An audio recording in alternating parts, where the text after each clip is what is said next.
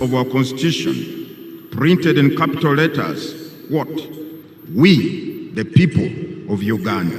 Believe it or not, I will draw the person you will marry. On January 2026, the millions of citizens who are registered voters left their homes and proceeded to their respective polling stations.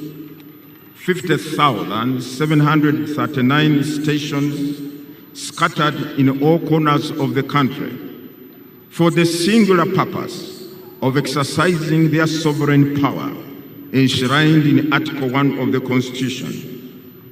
The said article expressly states that, quote, the people shall express their will and consent on who shall govern them and how they should be governed through regular, free and fair elections of their representatives or through referenda, end of quote. In so doing, the citizens of this country demonstrated their unflinching resolve and awareness that the destiny of this country lies solely in their hands. Further, that whatever the challenges or distortions on the democratic path, these can and shall always be resolved by Ugandans and here in this country.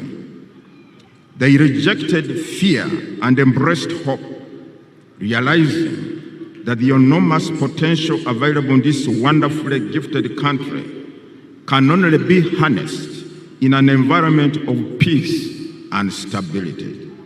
They have therefore rejected any form of instability. It is for the same reasons that the people of Uganda maintained an environment of peace and tranquility, respecting one another as they calmly went about the business of casting their votes for the candidate of one's choice.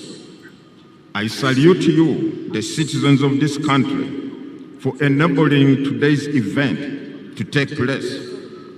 Needless to say, if you are not going out to vote in those polling stations, we most probably, would not be here. And now, on behalf of the Electoral Commission, ladies and gentlemen, I have the honor to introduce to you all the President-elect, the one whom, out of 8 candidates, the people of Uganda preferred, Yoweri Tibuhaburwa Kaguta Museveni. And I would ask him to step forward and come to the podium. Mr. President-elect, can you please come to the podium?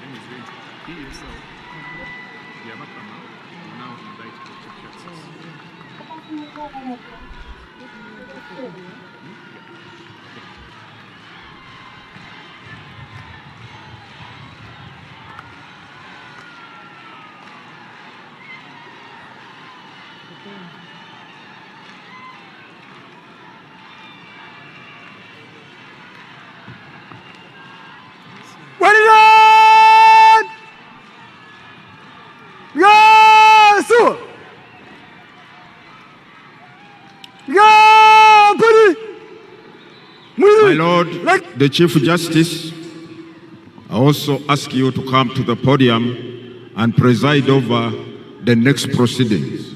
Chief Justice of Uganda, accompanied by the Chief Registrar and the Head of Public Service and Secretary to Cabinet. Madam Lucy, please come to the podium.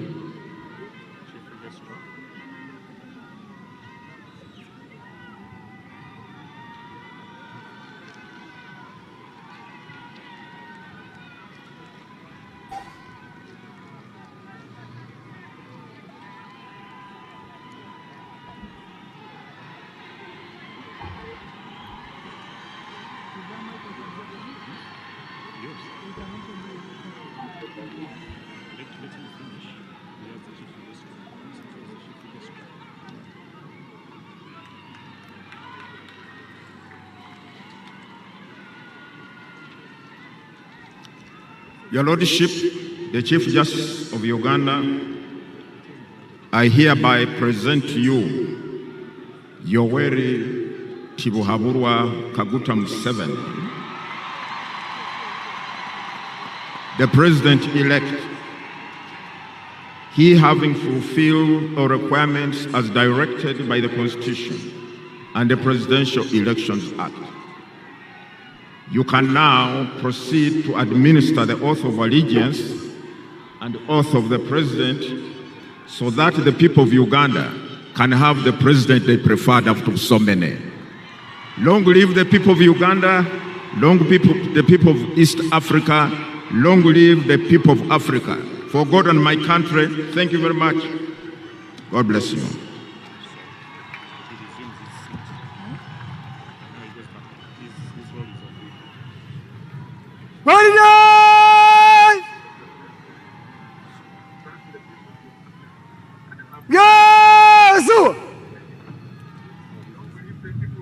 Reid Hoffman is one of Silicon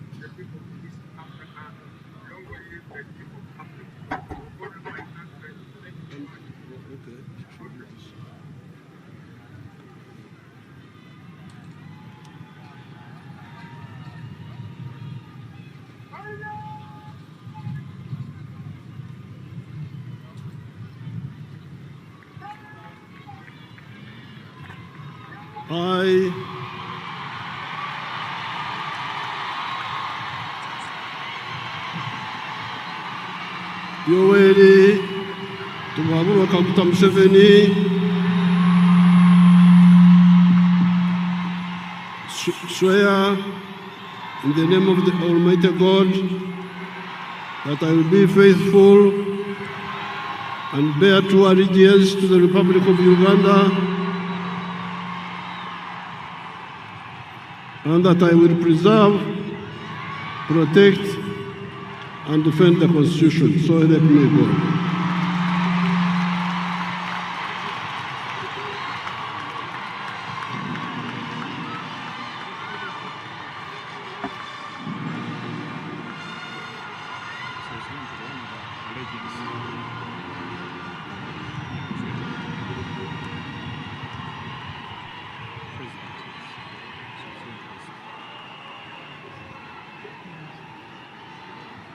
I, Yoweri Tibuhaburwa Kaguta Museveni,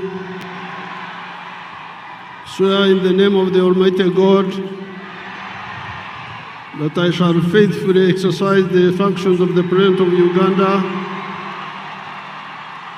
and shall uphold, preserve, protect, and defend the Constitution and observe the laws of Uganda, and that I shall promote the welfare of the people of Uganda.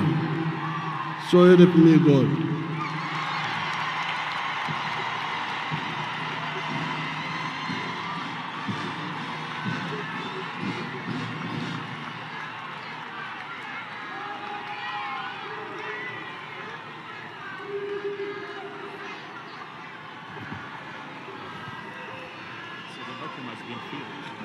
The vacuum has been filled.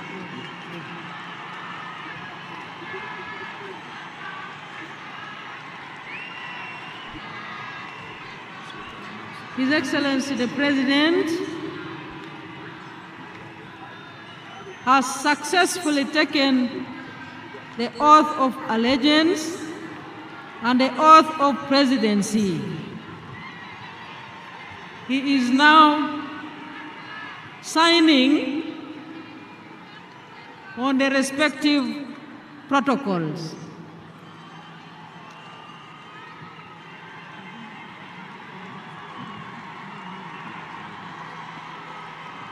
Excellencies, invited guests, ladies and gentlemen, we now have a new president.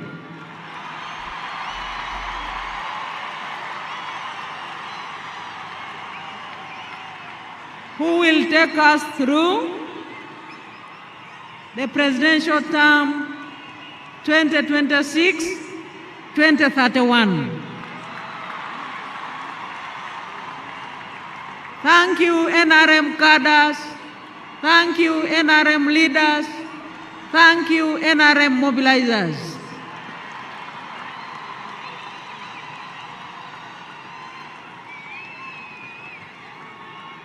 His Excellency the President is signing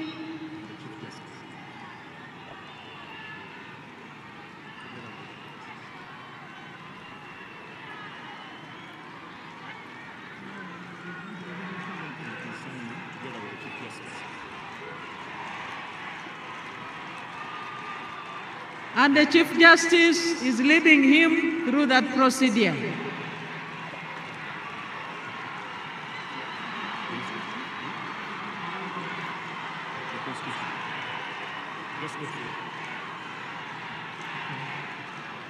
His Excellency the President will now receive the instruments of power of the Republic of Uganda. He has received the Constitution.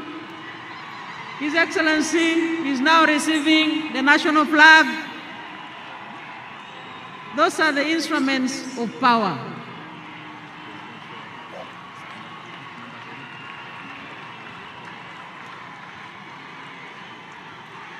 Next, His Excellency the President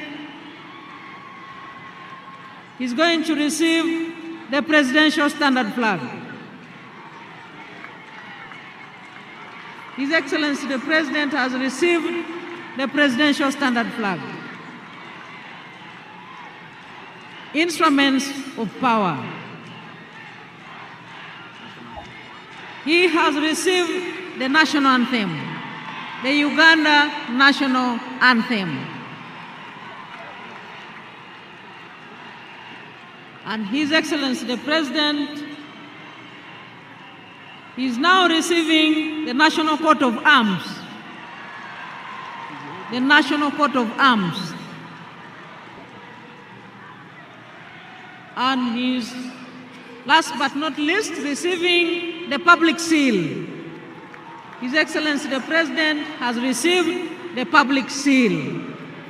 So our newly elected President, who has successfully been sworn in and inaugurated, has received all the 6 instruments of power.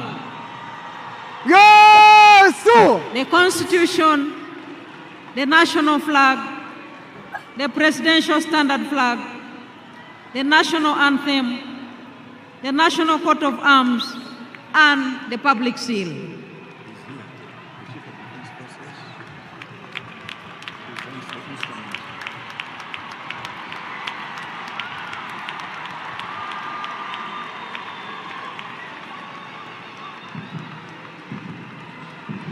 He has also received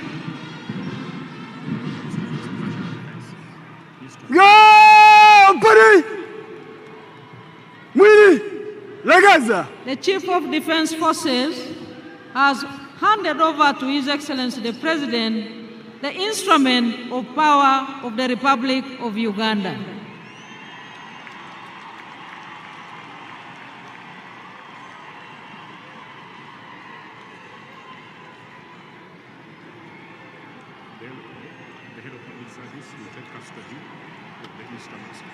The head of public service is the custodian of the instruments of power, and they have indeed been handed over to her.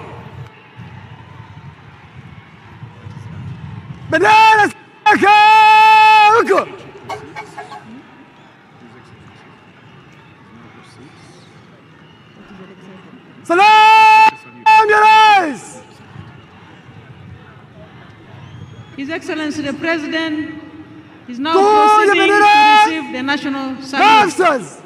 Parade Commander.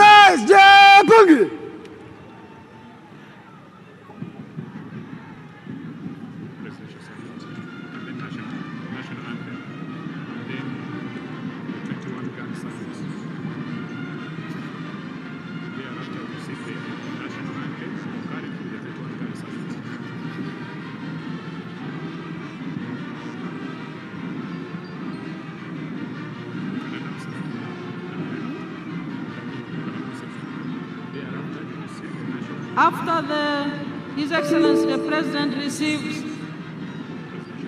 the presidential salute, we shall have the national anthem concurrently with the 21-gun salute. Parade Commander. Slide, begin, go!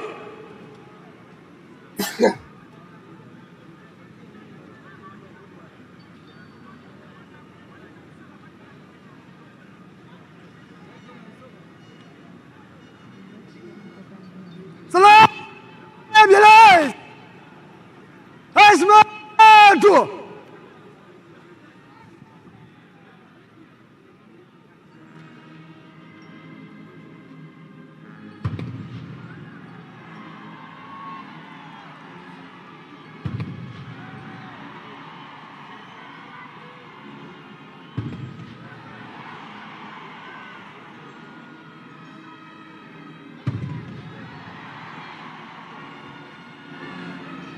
I think for us, really, ours is a service. Uganda will remain peaceful, especially for me, a peaceful manner. If we were in town,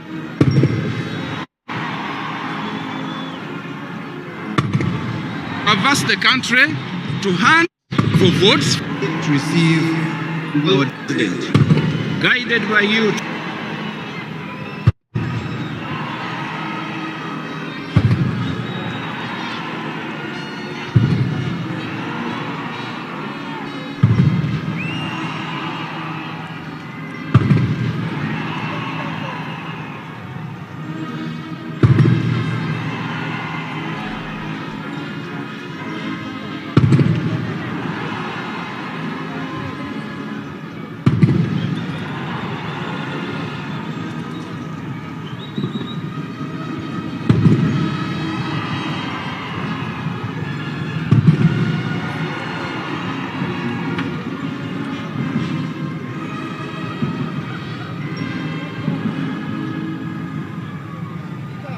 Slide, begin, go!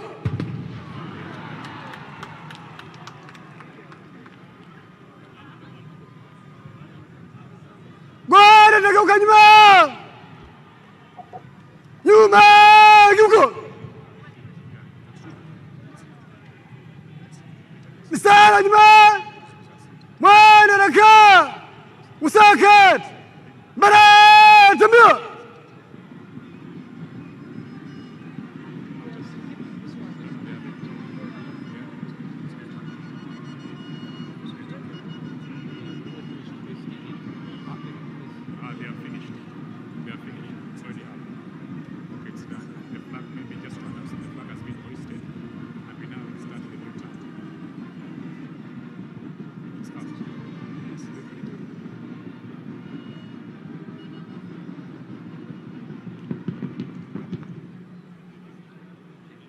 Mstari nyuma! Nyuma! Geuka! Usakat! Salam ya Rais! Heshima tu! Tulia!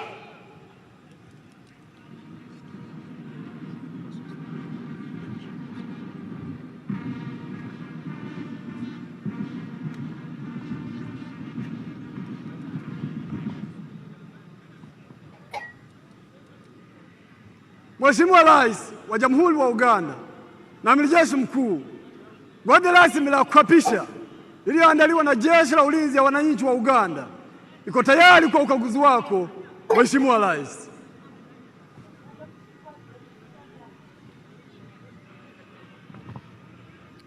His Excellency the President is now proceeding to inspect the parade for the first time as the newly inaugurated President of the Republic of Uganda. Excellencies, the presidential standard flag was earlier lowered, but it has now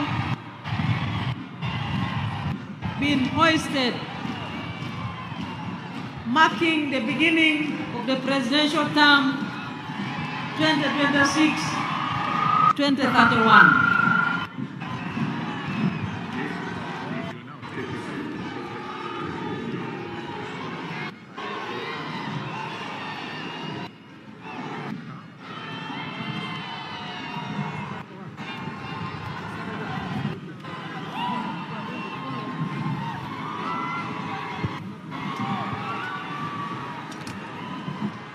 Your Excellencies, distinguished guests, ladies and gentlemen, a very big round of applause to Her Excellency, the Vice President, Honorable Jessica Lupo, for managing very well that segment of the program. We earlier on saw the President take the oath of allegiance, the oath of the President, and then received the instruments of power of the Republic of Uganda. He also received the instruments of national defense from the Chief of Defense Forces and Senior Presidential Advisor, Special Operations General Muhoozi Kainerugaba, and those included the shield and the scimitar or the general's sword, and they were well received, and we now have the President fully in charge as willed by the majority of the people of Uganda on 15th January 2026. His Excellency the President is inspecting the parade, which is now in the Alpha and Omega formation for the first time as President in the new term 2026-2031. His Excellency the President and the Commander-in-Chief is accompanied by the Chief of Defense Forces and Senior Presidential Advisor for Special Operations, General Muhoozi Kainerugaba, and the Parade Commander, Brigadier General John Bosco Asinguza.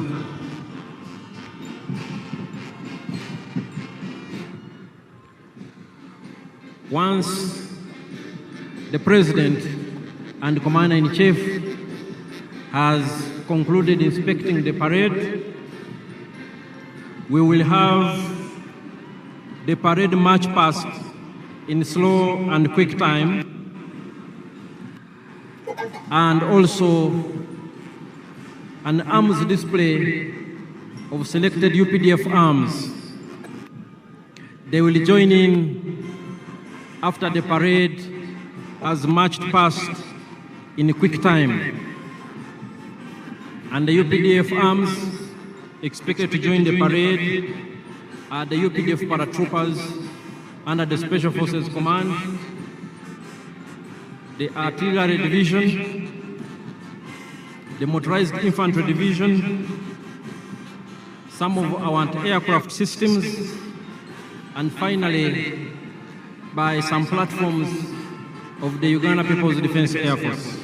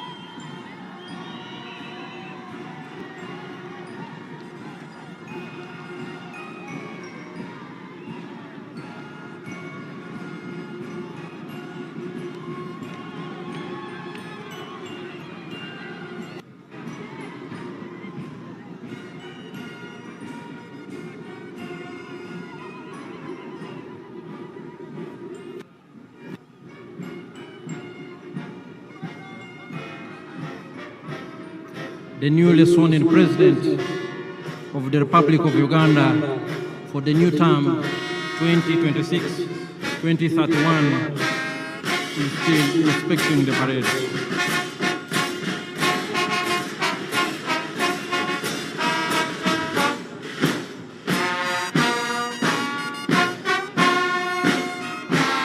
The UPDF arms that will join the parade later on are the paratroopers, the artillery division, the motorized infantry division, anti-aircraft systems, and the Uganda People's Defense Forces.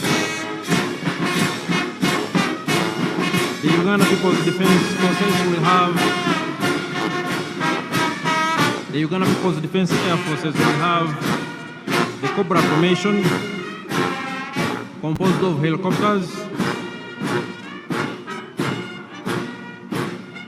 the Sparrow formation, the Eagle formation,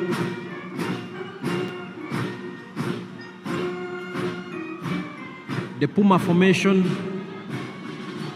and the Tiger formation.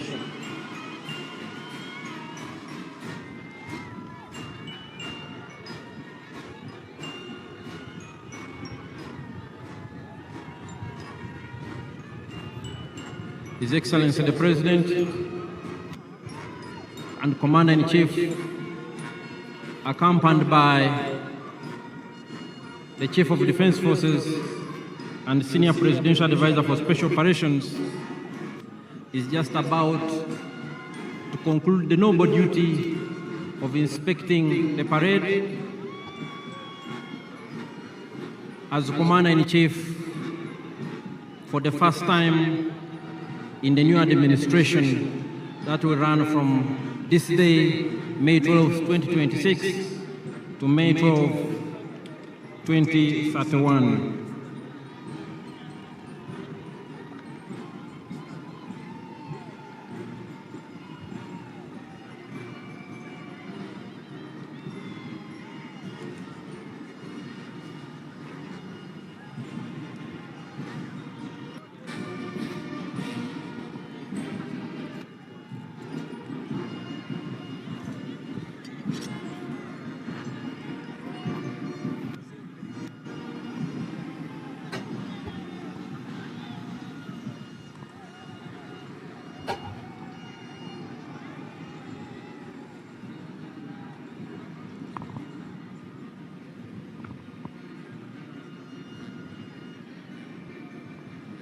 Mheshimiwa Rais, huo ndio mwisho wa ukaguzi wa gwaride ya kuapisha, na wao kuendelea na gwaride. Mheshimiwa Rais,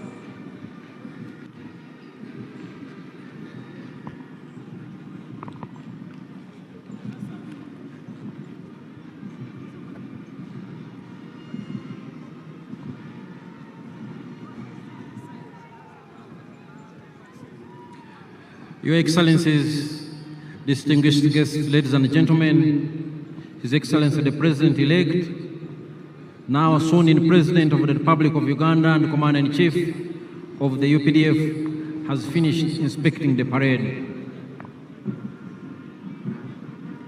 He will shortly be ushered into his position, and then we will have the parade march in slow and quick time, followed by arms display elements that will also participate in the parade, and thereafter the parade will march in review order.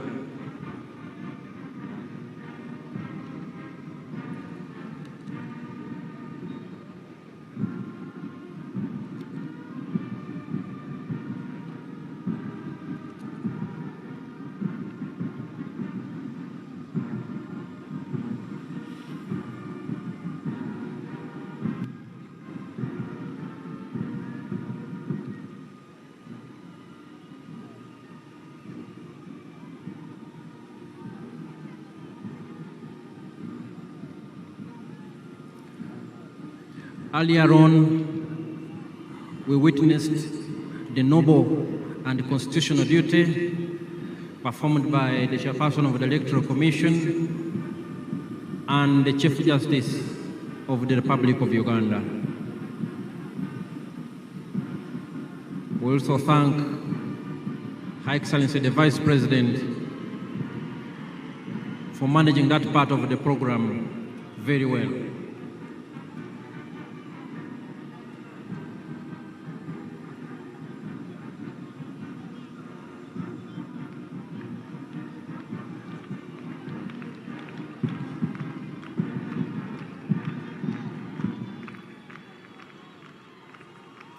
His Excellency the President is resuming his position, the very, very important persons tent, and thereafter the parade commander will take over and conduct the parade in slow and quick time.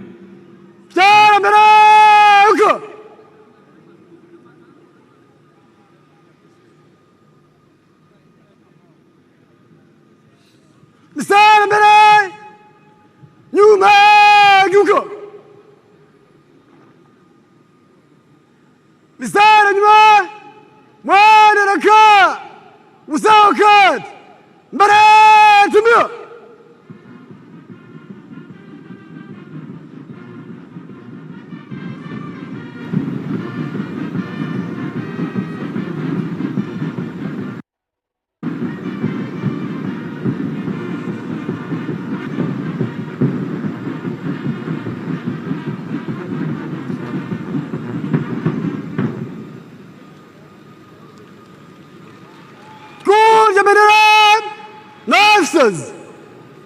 Japangi.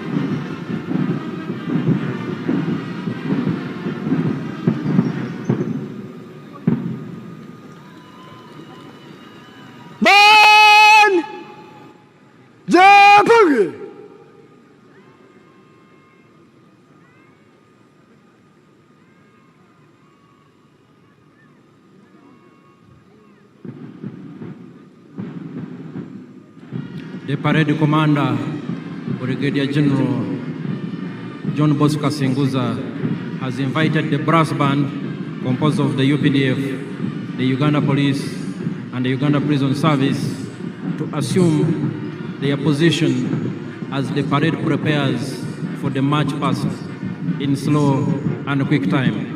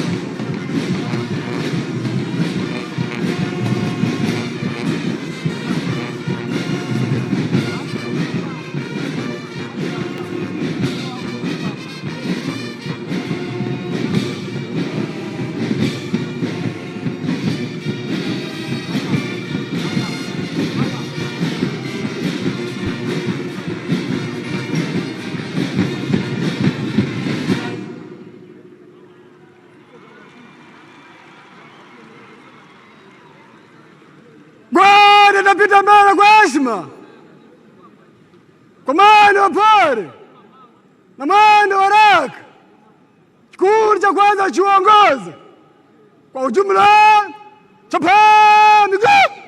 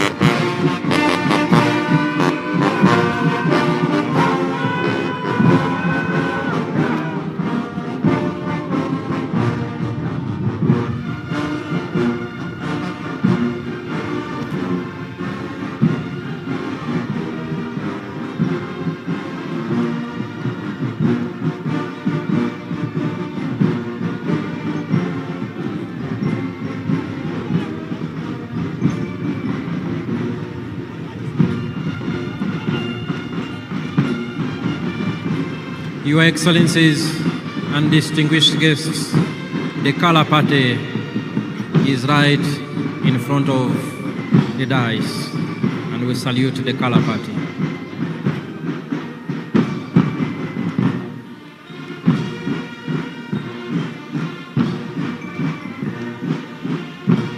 Your Excellencies and distinguished guests, the parade is now in slow march. Enjoy the parade.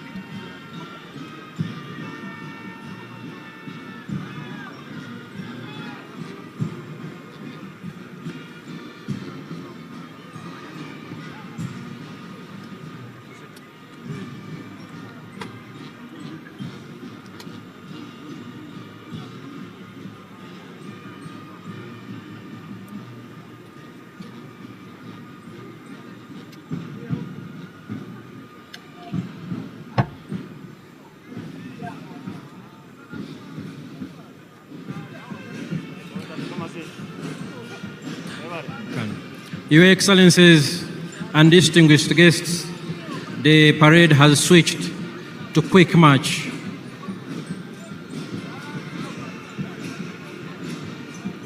And at the end of the quick march, we will have UPDF arms that I earlier pointed out joining the parade.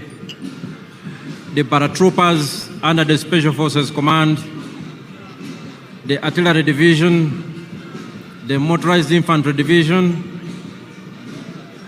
some of our anti-aircraft systems, and the air platforms of the Uganda People's Defense Air Force.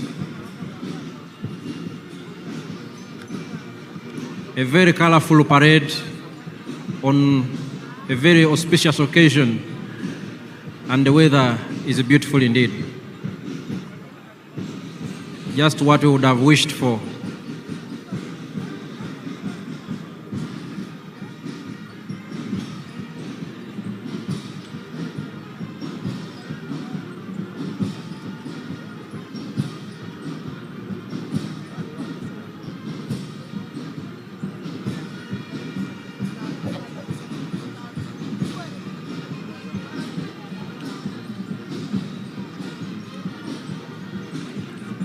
The color party is right here with us in quick march.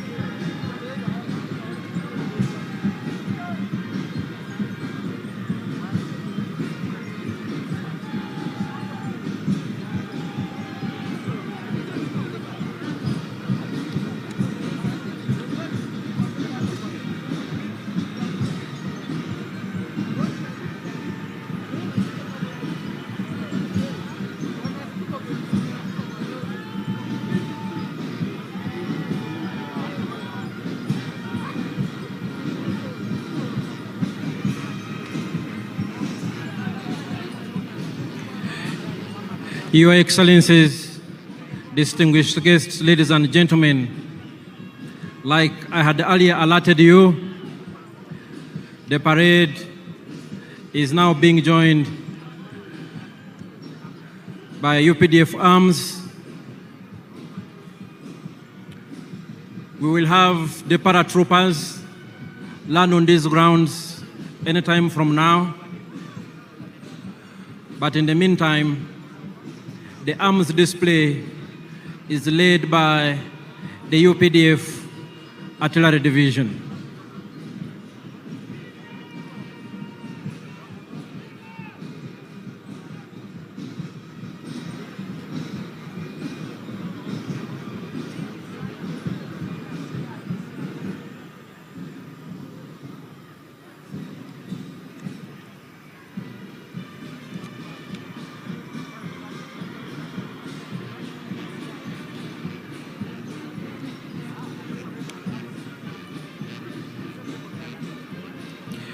Your Excellencies, distinguished guests, ladies and gentlemen,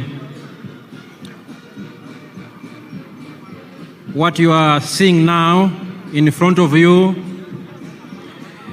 is some of the UPDF arms that have joined the parade at this point, led by the UPDF Artillery Division.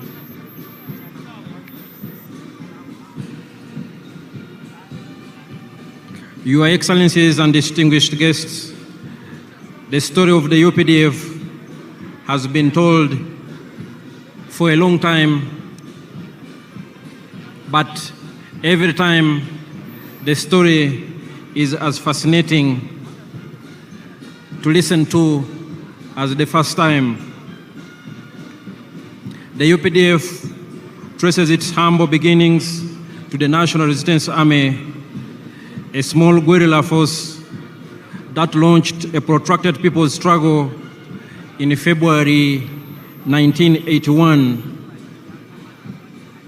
under the indefatigable leadership and visionary leader of the resistance, General Yoweri Kaguta Museveni.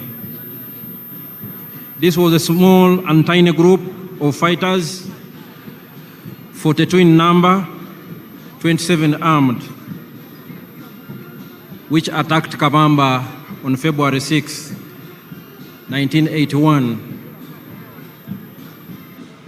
In 1986, the NRA became the National Army, and upon the adoption of the 1995 Constitution, was renamed the Uganda People's Defense Forces. The NRA, now UPDF, has transformed over the years, and these are some of the very modern equipment in the possession of the Uganda People's Defense Forces that has ensured we keep the peace and security in our country and contribute to regional peace and stabilization operations. Your Excellencies and distinguished guests, in front of you are still elements of the UPDF Artillery Division.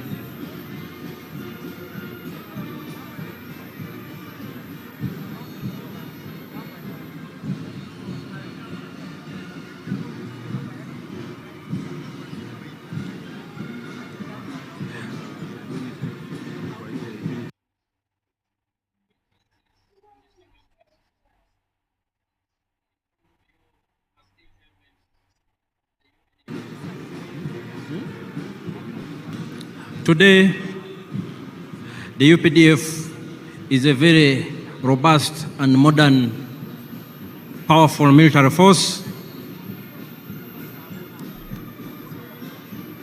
that has achieved many things over the years. The peace and security, which I just talked about, anchored on key modernization and professionalization themes such as equipped and trained for combat and peace support operations.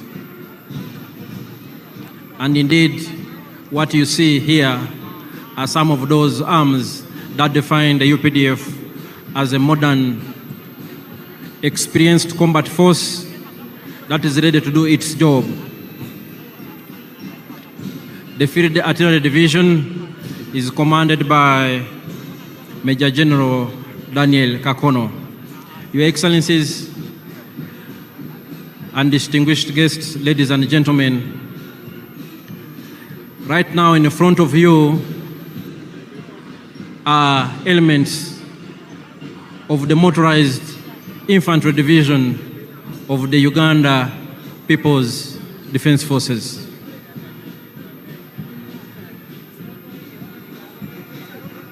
These are armored fighting vehicles, very important force multipliers on the battlefield that work closely with infantry troops to achieve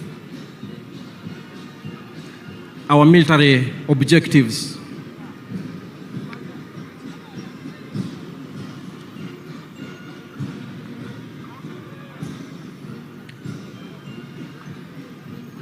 These are elements of the Motorized Infantry Division. The UPDF is equipped and trained for combat, and we are ready for any assignment as guided by the President and the Commander-in-Chief. The UPDF has also greatly enhanced its rapid deployment capability and our ability to sustain the tempo of operations in any environment. As you can see, the different arms of the UPDF imply the UPDF's well-attained capability to conduct joint combined operations, enhancing our interoperability between the different services and arms, and ensuring we keep at pace with modern technology systems. Your Excellencies, ladies and gentlemen, these are still elements of the UPDF Motorized Infantry Division.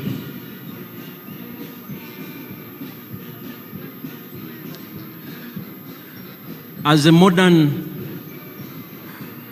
well-constituted and organized People's Army, the UPDF is made up of 4 services.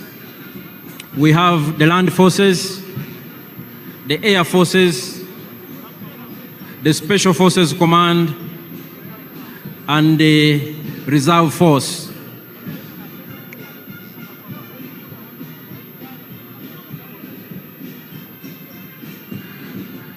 The UPDF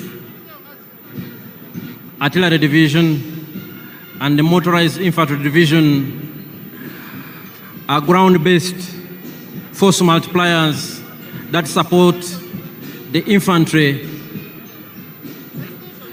to decisively achieve their military objective.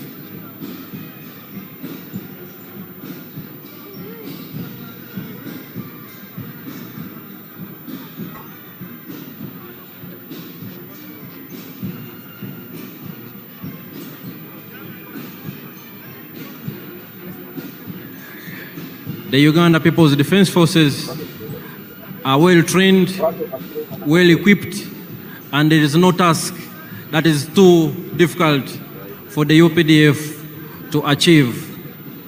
Indeed, as a reminder, and especially as information for some of our visitors today,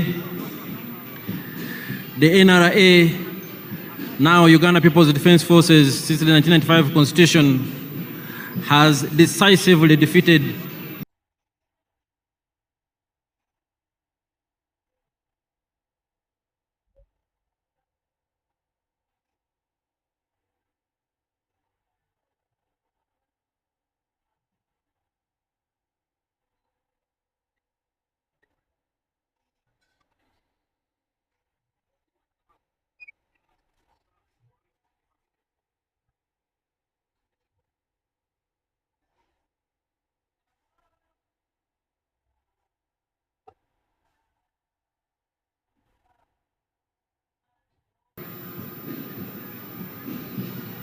that instituted state-inspired violence against defenseless citizens.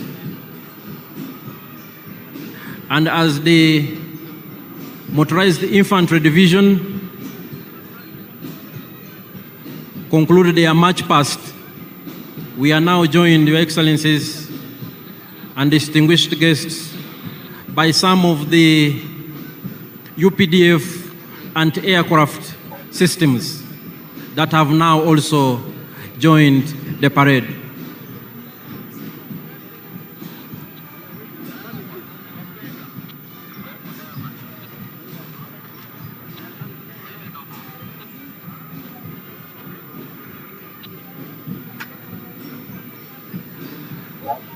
What you are seeing before you are some of the UPDF anti-aircraft systems. They supplement the efforts of the Uganda People's Defense Air Force to keep Uganda's airspace safe and secure, and to engage from the ground hostile objects in the air within the territory of the Republic of Uganda.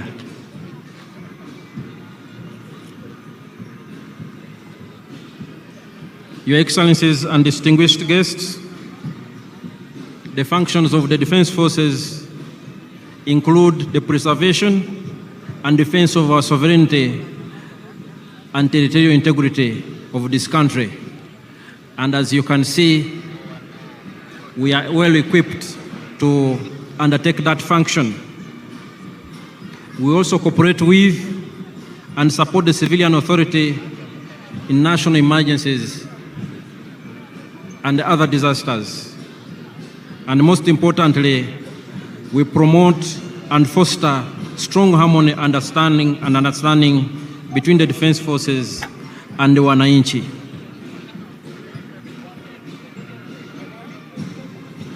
Your Excellencies, before you are still some of the systems of the Uganda People's Defense Forces and aircraft capabilities. They are part of this parade.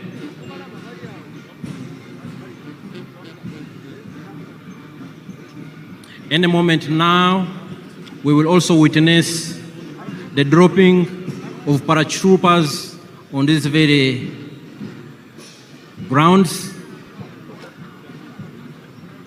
The other arm of the UPDF, the Uganda People's Defense Air Force, will also join the parade any moment from now, approaching these parade grounds from the eastern direction.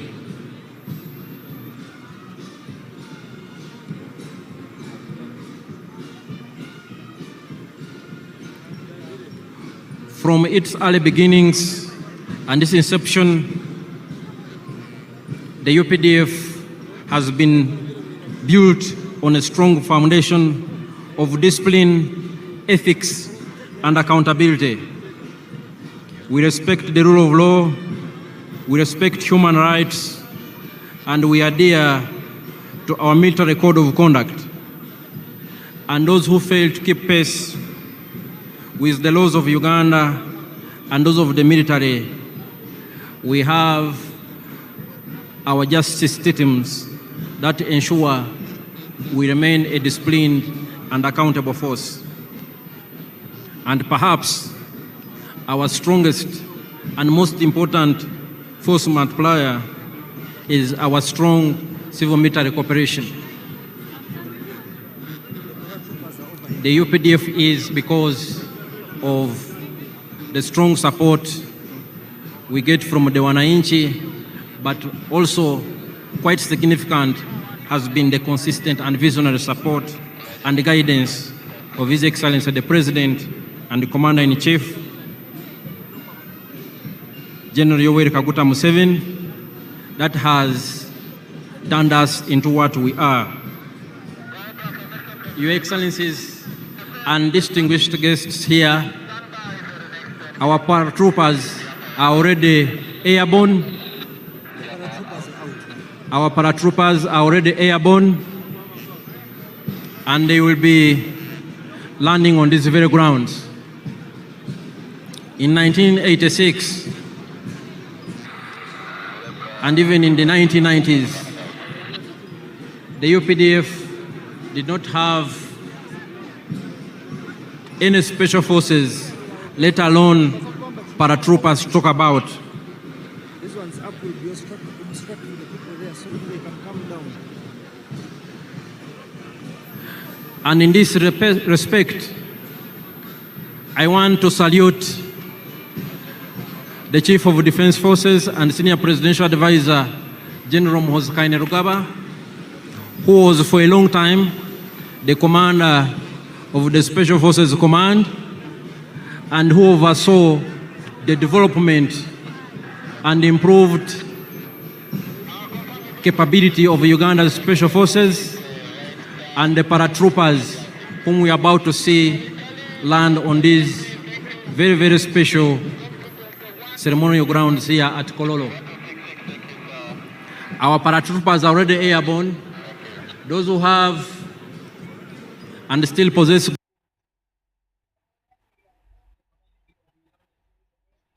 good sight have probably already seen some, and they are descending here in a very controlled and orderly fashion. These are your own sons and daughters. Paratroopers, a very important element of the Special Forces Command.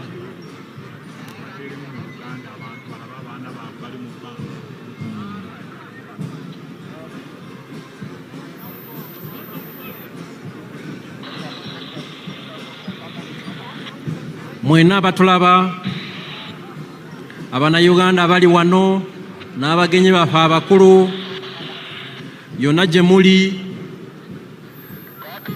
tuli ku mukolo wano e Kololo Ceremonial Grounds, mukolo mukulu, mukolo munene ogubadde gw'okulayiza omukulembeze w'eggwanga ayalondebwa n'Abannayuganda mu ngeri nnene nnyo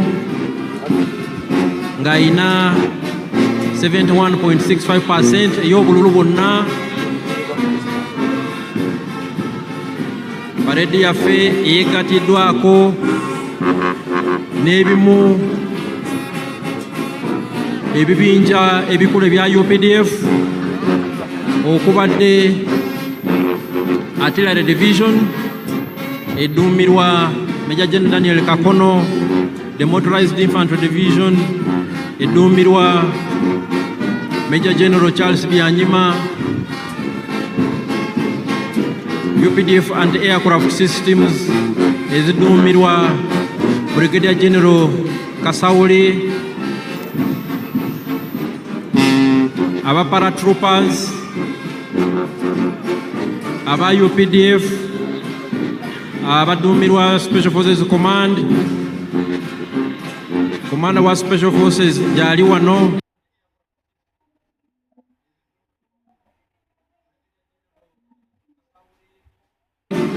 Major General David Mugisha, Special Forces Group, Brigadier General John Bosco Singuza, era nga ye Parade Commander olunaku olwaleero. UPDF ezimbye obukugu n'obumalirivu nti tusobola okukuuma eggwanga lyaffe bulungi. So waliwo omu paratrooper alandinze wano munamagye owa UPDF atuuse avudde mu bbanga. Buno bwe bukugu bwe tugamba obwa UPDF bwerina, era nga ebibinja bino byonna ebya UPDF bikolaganira wamu okulaba nti tukuuma eddembe mu ggwanga lyaffe ne mu operation zonna ze tubeeramu mu mirirwana gyaffe okulaba nti tulina eddembe mu nsi yaffe n'abalirwana baffe. UPDF twagala si ggwanga lyokka, naye tulina n'obuvunaanyizibwa bw'okulaba nti tukolera wamu nga Africa okukuuma eddembe n'okulaakulanya kontinenti yaffe eya Africa.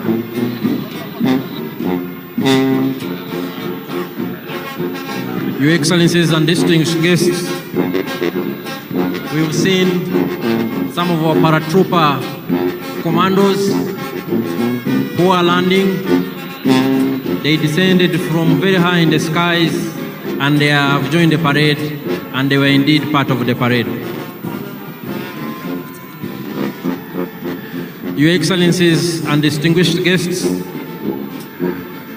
some of the air platforms of the Uganda People's Defense Air Force that I talked about earlier are inbound.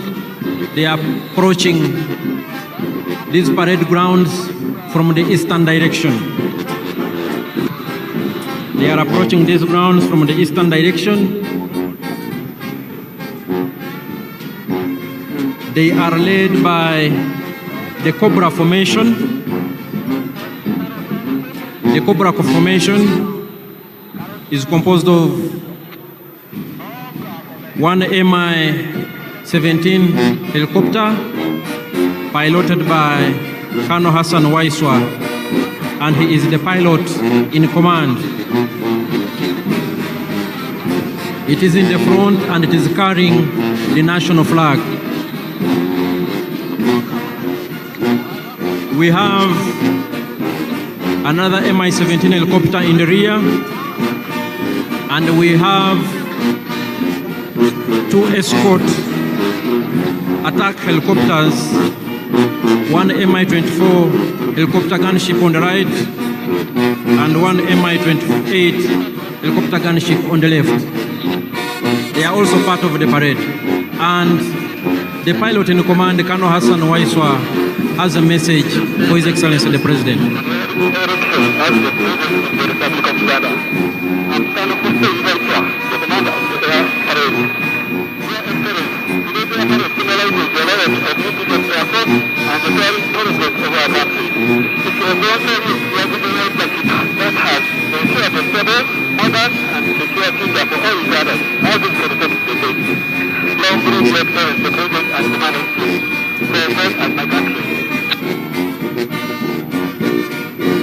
That was Colonel Hassan Waiswa. He has congratulated His Excellency the President for assuming the highest office in the land. Your Excellencies and distinguished guests, ladies and gentlemen, the different arms on display of the Uganda People's Defense Forces indicate our acquired capabilities to engage in joint combined operations. These elements work together to achieve one military objective. Here we have the helicopters in Cobra formation.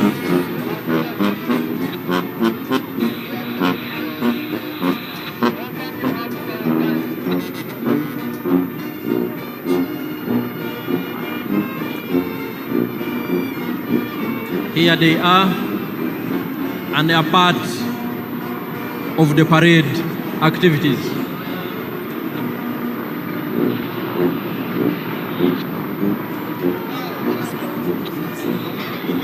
Your Excellencies and distinguished guests, the Cobra formation is followed by the Sparrow formation.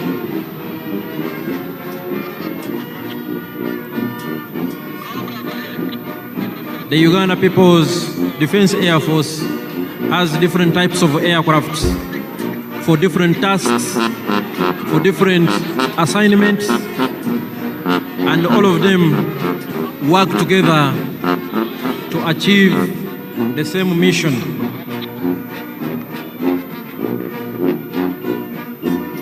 We have transport aircraft, we have combat aircrafts of all types, we have surveillance aircrafts of all types,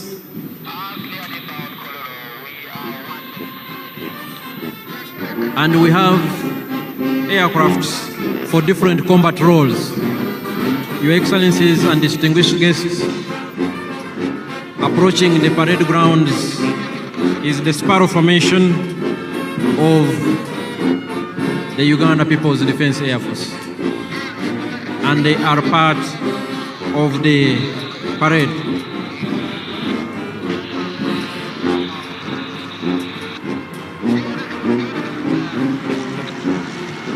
The parade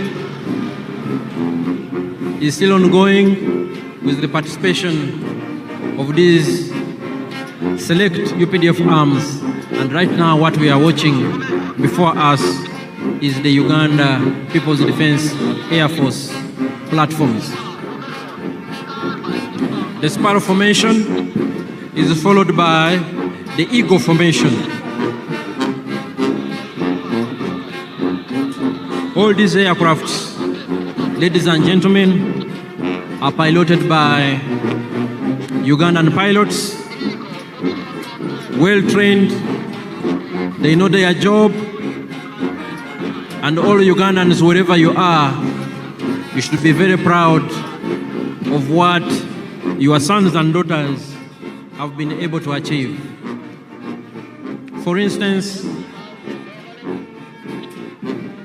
the pilot in command is Colonel Hassan Waiswa, a senior pilot.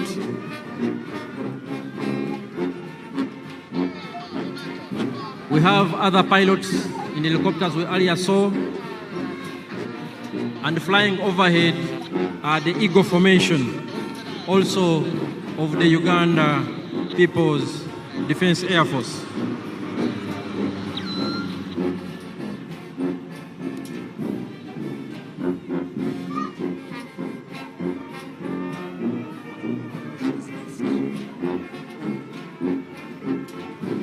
Your Excellencies and distinguished guests,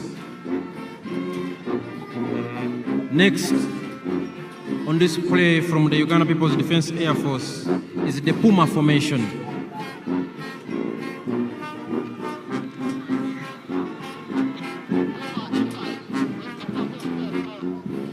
The Puma Formation is inbound here on the parade grounds. Puma 1, piloted by Captain Nathan Mwebaza, the pilot in command. Puma 2, piloted by Captain Ronald Baluku, the pilot in command. Puma 3, piloted by Captain Ronald Bogere, pilot in command. And Puma 4, piloted by Captain Stephen Bainomujisa, the pilot in command. And here they are. Puma Formation.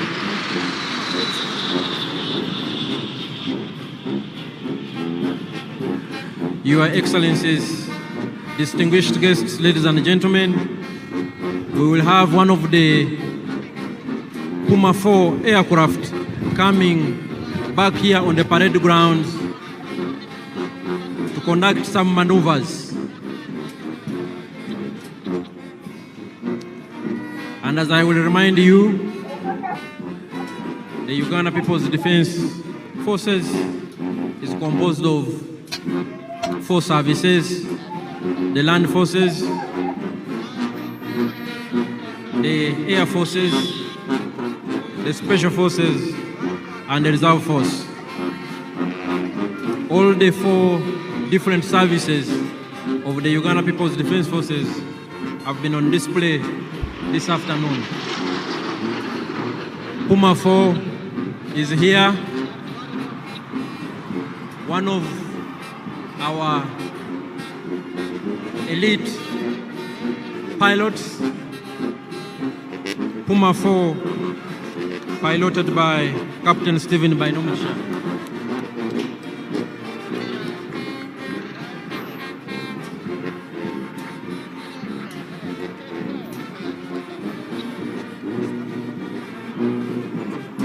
Puma 4 is coming for one more round. And Puma 4 will be followed by the Tiger Sukhoi. And it is also inbound on this very significant and special ceremonial grounds. It is here and will be joining the parade any moment from now.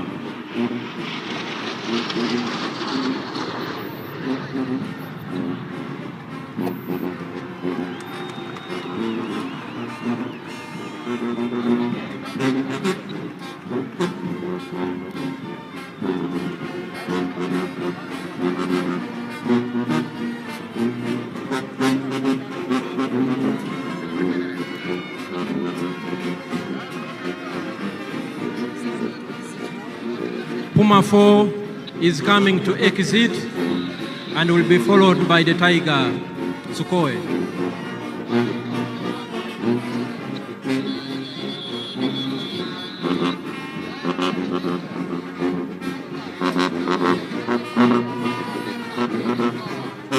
Puma 4 is now exiting the parade grounds.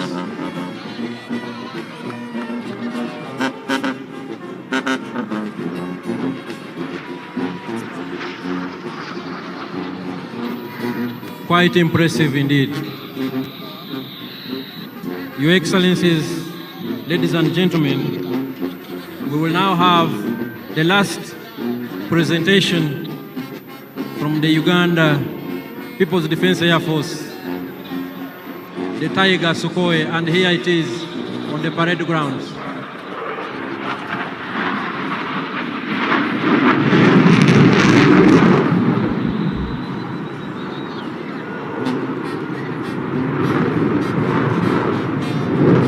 The Tiger Sukhoi has joined the parade ground and is piloted by Lieutenant Emmanuel Sajabi, the pilot in command, and he is co-pilot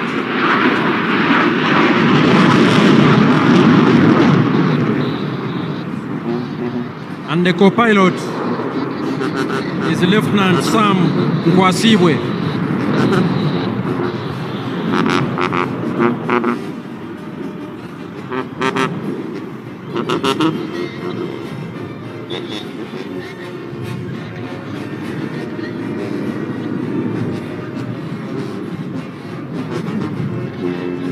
There it is, Lieutenant Emmanuel Sajabi and Lieutenant Sam Nkwasibwe in charge of the Tiger Sukhoi.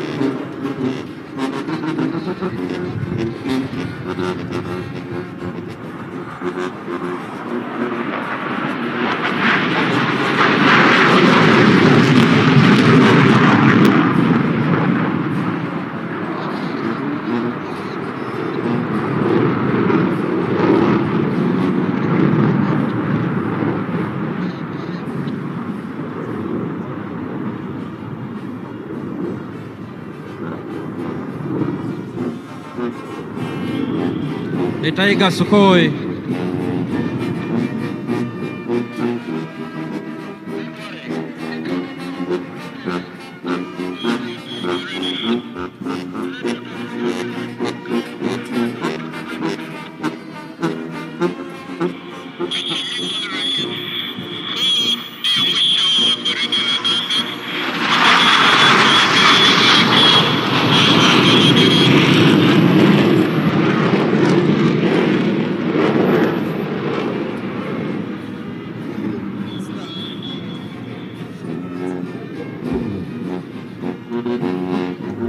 Your Excellencies, distinguished guests, ladies and gentlemen, this marks the end of the parade. We thank His Excellency, the President of the Democratic Republic of Congo, who joined us on this very special occasion and who is bidding us farewell. But the function continues. Back to the parade commander.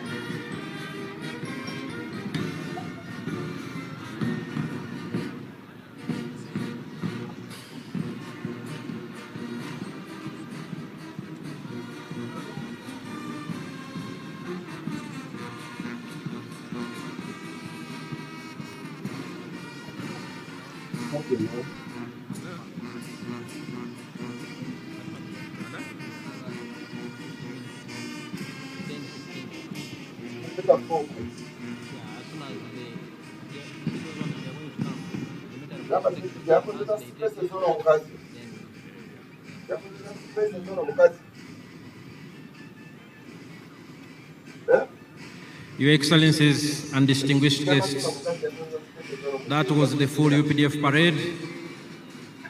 That was augmented by UPDF arms on display,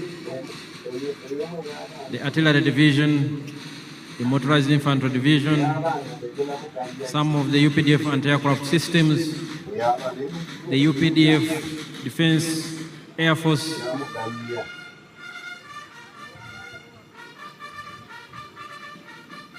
the UPDF Defense Forces Air Force, and the paratroopers under the Special Forces Command.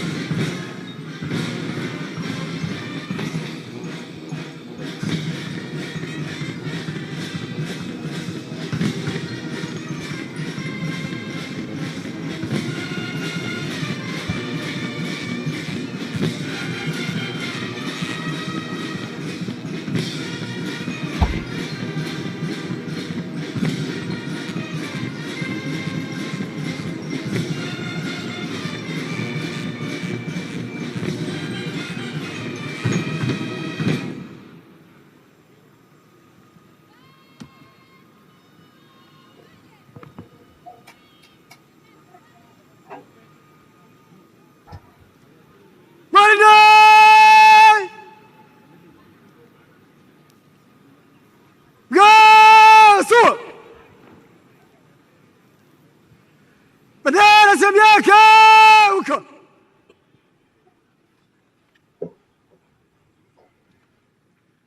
Bwana tunyoza misale. Usawakat. Misara nyuso.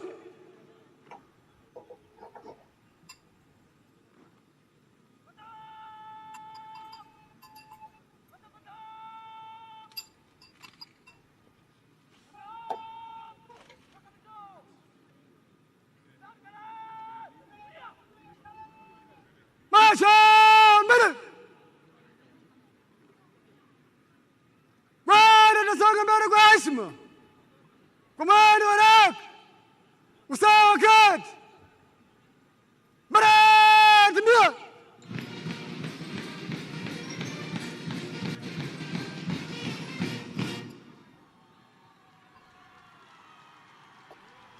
Salam Yalais. Asma.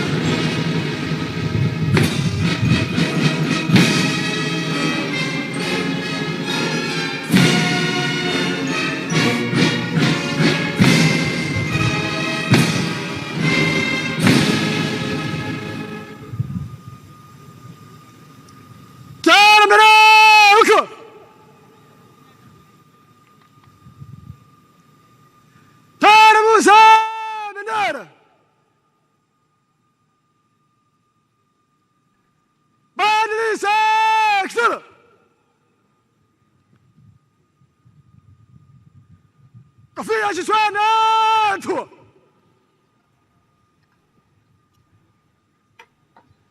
Jeshi la Ulinzi wa Wananchi wa Uganda, heshima na utii kwa Rais wa Jamhuri ya Uganda na Amiri Jeshi Mkuu. Viva Rais wa Uganda! Viva wananchi wa Uganda! Viva Jeshi la Ulinzi wa Wananchi wa Uganda! Kofia kichwani weka.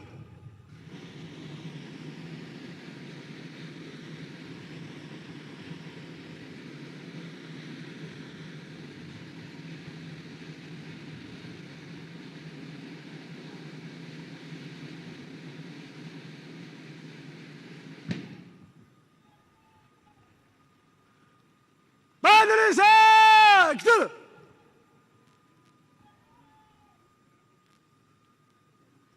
Bendera semyeke wika.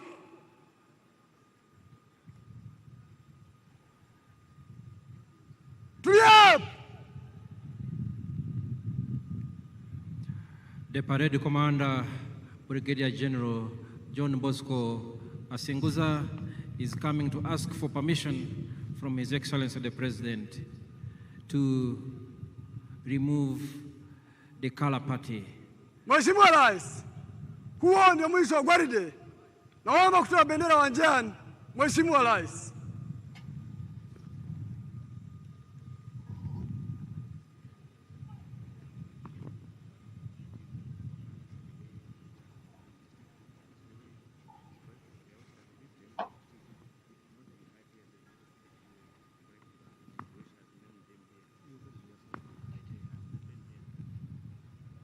Toa bendera!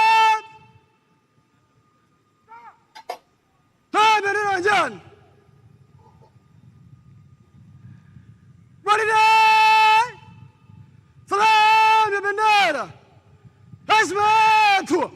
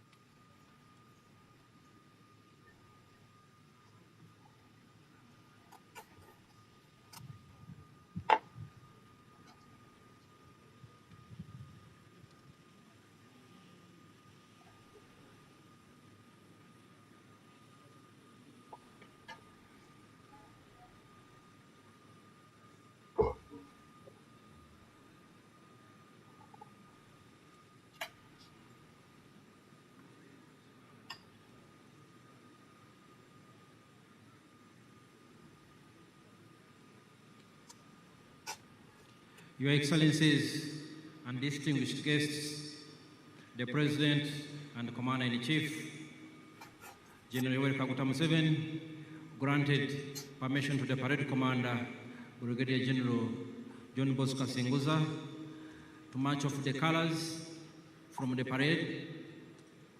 And what you are seeing is the process of marching off the colors, which have been duly received by the military police brigade under tight escort, indeed. and that's how much the security services revere the national colors, the national flag, and the flag of the Uganda People's Defense Forces. We thank the Excellencies, heads of state and government who made time to join His Excellency the President on this very special function when he took oath of office for the new term 2026-2031. The Excellencies and heads of state and government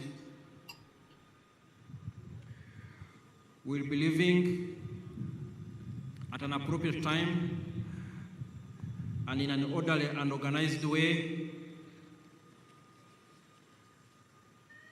We've already heard the President of DRC, His Excellency Felix Tshisekedi, who has left us. We thank him for making time, and he will be followed by His Excellency President Salva Kiir of South Sudan, who will also leave, and he will be followed by His Excellency the President of Burundi. His Excellency the President of Burundi will be followed by His Excellency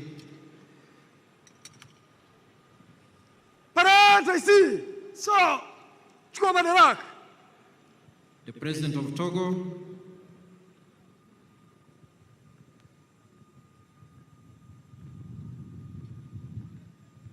and we will continue to announce as appropriate when our distinguished heads of state and government leave these grounds. We request the members of the public and all distinguished guests in your respective capacities to remain seated. Remain seated.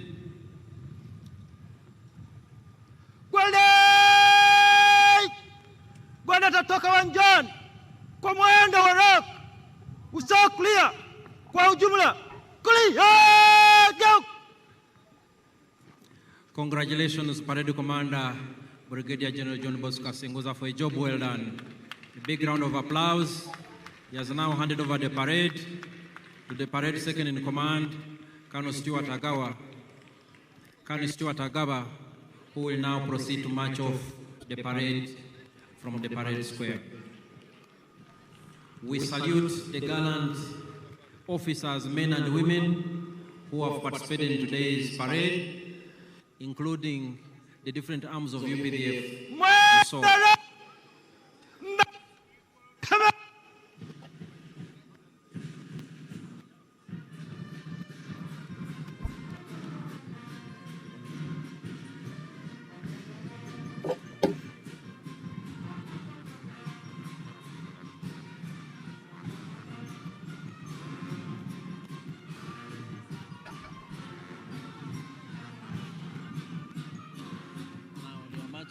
After that, they will be. Yeah. Congratulations. Huh? Congratulations. And then invite His Excellency to recognize the heads of state, and then address the nation. He introduces. And she introduces. Shall follow the proclamations. Your Excellencies and distinguished guests, ladies and gentlemen, a big round of applause to the officers, men and women who have given us a very colorful parade performance. Thank you very much.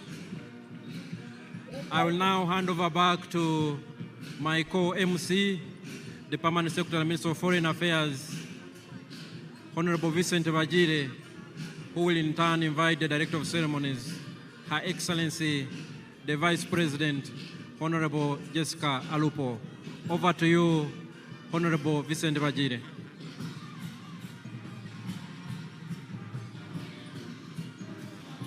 Thank you very much, Colonel Chris Magezi, indeed the commander of the parade, for that excellent job that you have done. Your Excellency and distinguished guests, the Director of Ceremonies, Her Excellency the Vice President, will now congratulate His Excellency the President upon assumption of the highest office in the land, and thereafter she shall introduce visiting heads of state and government to His Excellency the President. Your Excellency Jessica Alupo.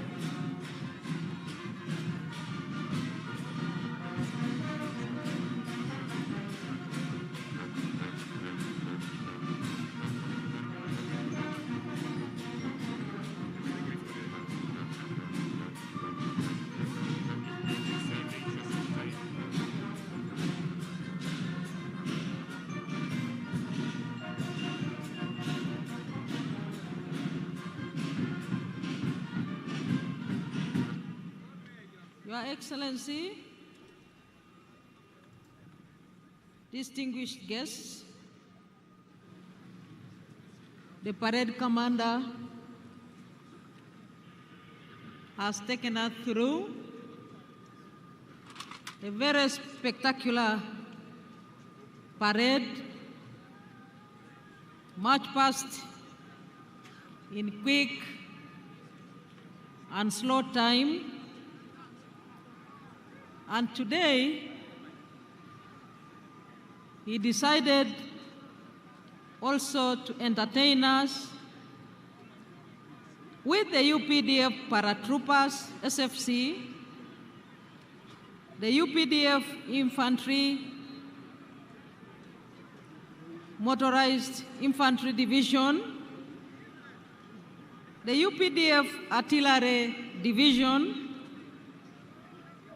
the UPDF anti-aircraft systems, and the UPDF Air Force platforms. Excellencies, I believe that he deserves appreciation. Join me in thanking His Excellency, the President, and the parade commander. What the parade commander has done is a clear demonstration that the commander-in-chief, the national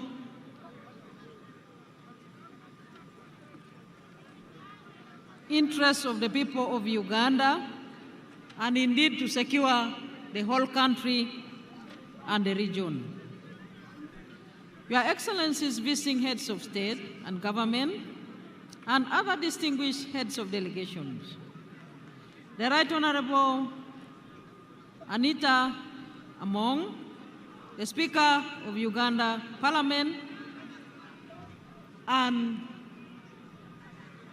your colleagues, the Speaker of the Senate of Kenya, the Right Honorable Kingi Amason, the Chairperson of the National Council of Namibia, the Right Honorable Lucas Sinimbo Muha, the Right Honorable Joseph Ngere Pasiko, the Speaker of the Transitional National Assembly of South Sudan, Her Excellency Mabo Memory Chinomona, President of the Senate of the Parliament of Zimbabwe, Right Honorable Joseph Ntakiru Timana, Speaker of East African Legislative Assembly, Right Honorable Dr. Ashebir Wolde Georgis Gayo, First Vice President of the Pan-African Parliament, Your Lordship, the Chief Justice Flavian Zaija, the Chief Justice of Uganda, the Right Honorable Haji Moses Kigongo, the First National Vice Chairman of the National Resistance Movement, the Right Honorable Robin Anabanja, the Prime Minister of Uganda, the Secretary General of the National Resistance Movement, Right Honorable Richard Todwong, and your colleagues, Secretary Generals from sister parties, including Honorable Professor Abdel Karim Ben Barek, Secretary General of the National Liberation Front of Algeria, Honorable Dr. Asha Rose Migiro, Secretary General of Chama Chama Penduzi of Tanzania, the Honorable Mr. Fikile Mbalula, Secretary General of the African National Congress of South Africa,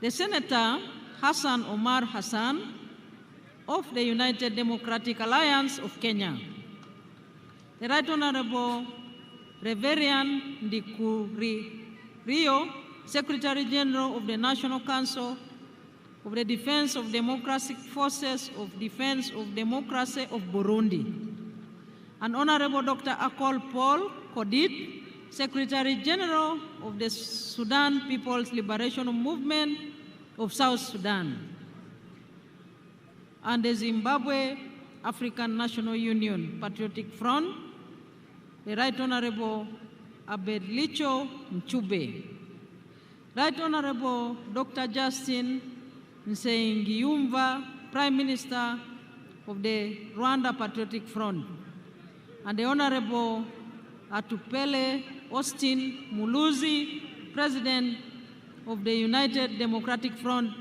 of Malawi.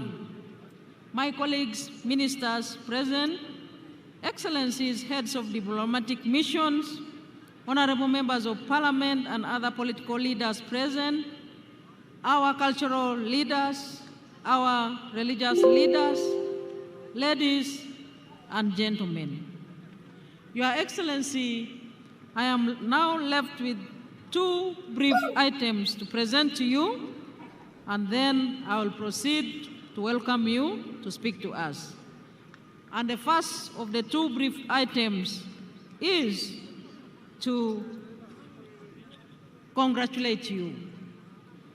Your Excellency, I wish in a special way to welcome all delegations that have come from far and near to be part of this historic occasion. I take the singular honor to congratulate Your Excellency, the President of the Republic of Uganda, on your election victory and indeed on your swearing in and inauguration, which has just taken place. Your Excellency's score of 71.65% in the 2026 presidential elections is evidence of the massive support that you and the NRM enjoy in the country. Your victory in all areas across the country also symbolizes your achievements, popularity, and the comprehension by all the people of Uganda in the politics of interests.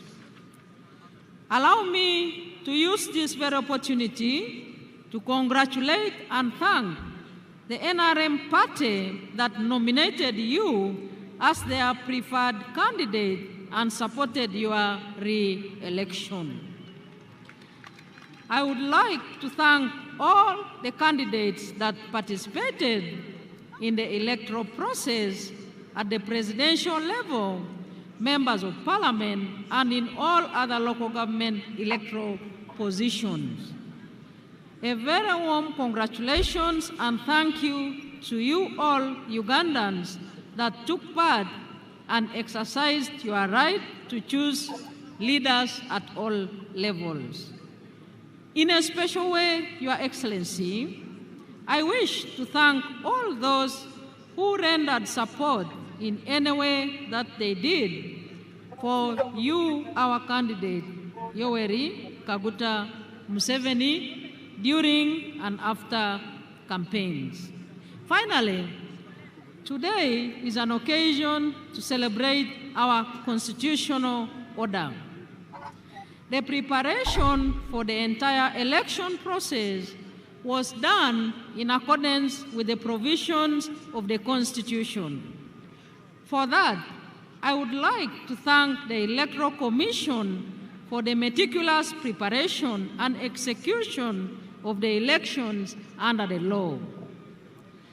This swearing-in ceremony is, therefore, a testimony that constitutionalism remains our pillar in exercising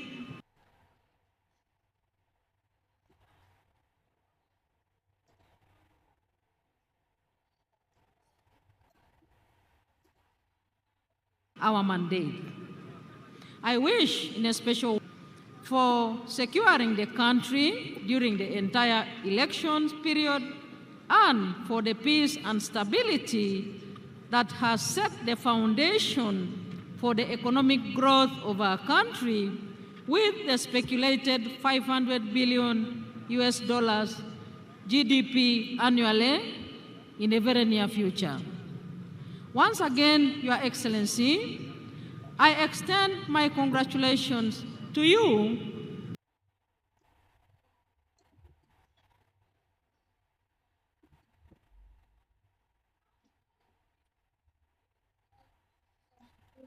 and wish you good health and success in the coming term of office, swearing in and inauguration ceremony, i.e.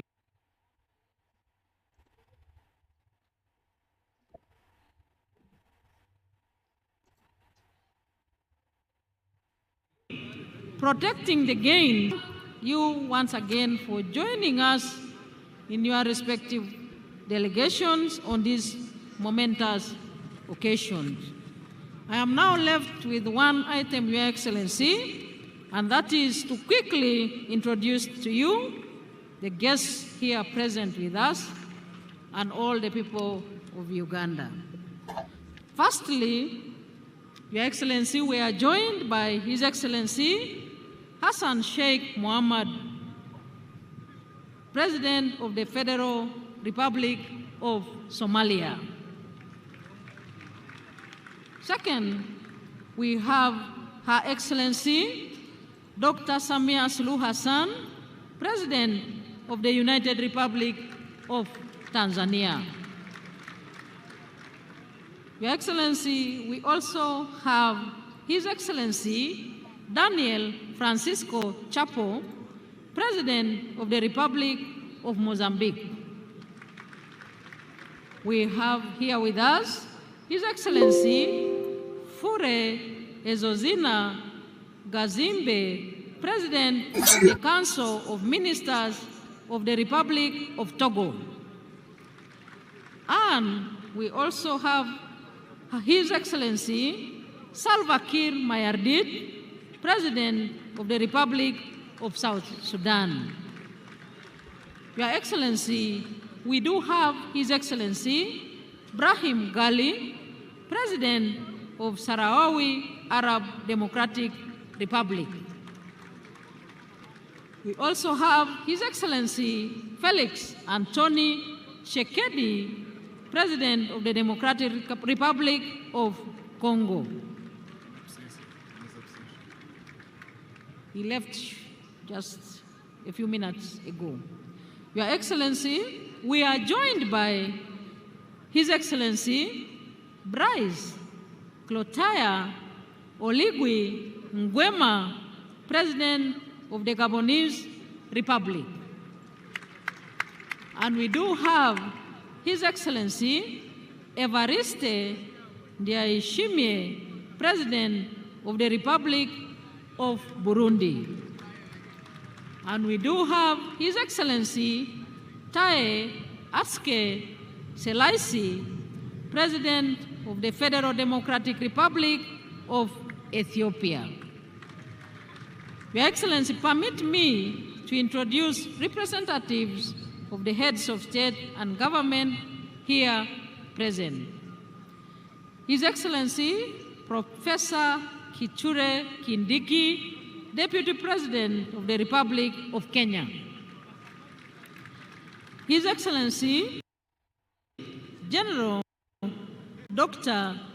C.G. Chiwenga and his dear spouse, Vice President of the Republic of Zimbabwe. We have Her Excellency Gabriela Savila Jimenez Ramirez, Vice President of the Bolivarian Republic of Venezuela. And we have the Right Honorable Dr. Titunga Elijah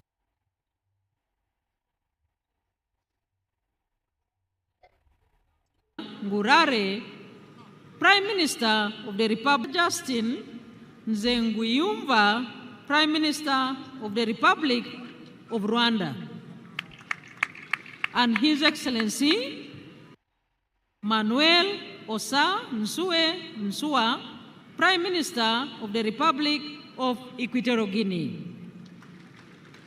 And we have Senator Thulisile Dala, Deputy Prime Minister of the Kingdom of Eswatini. Your Excellency, may I also take this opportunity to introduce to you the former heads of state and government who have graced this occasion with their physical presence. We do have His Excellency Olusegun Obasanjo, former President of the Federal Republic of Nigeria.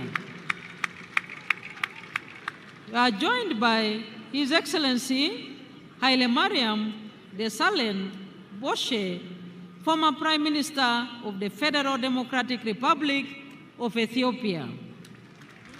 Your Excellency, you are joined by His Excellency Jakaya Kikwete, the former President of the United Republic of Tanzania. We are also joined by His Excellency Uhuru Kenyatta, the former President. Thank you. Former President of the Republic of Kenya.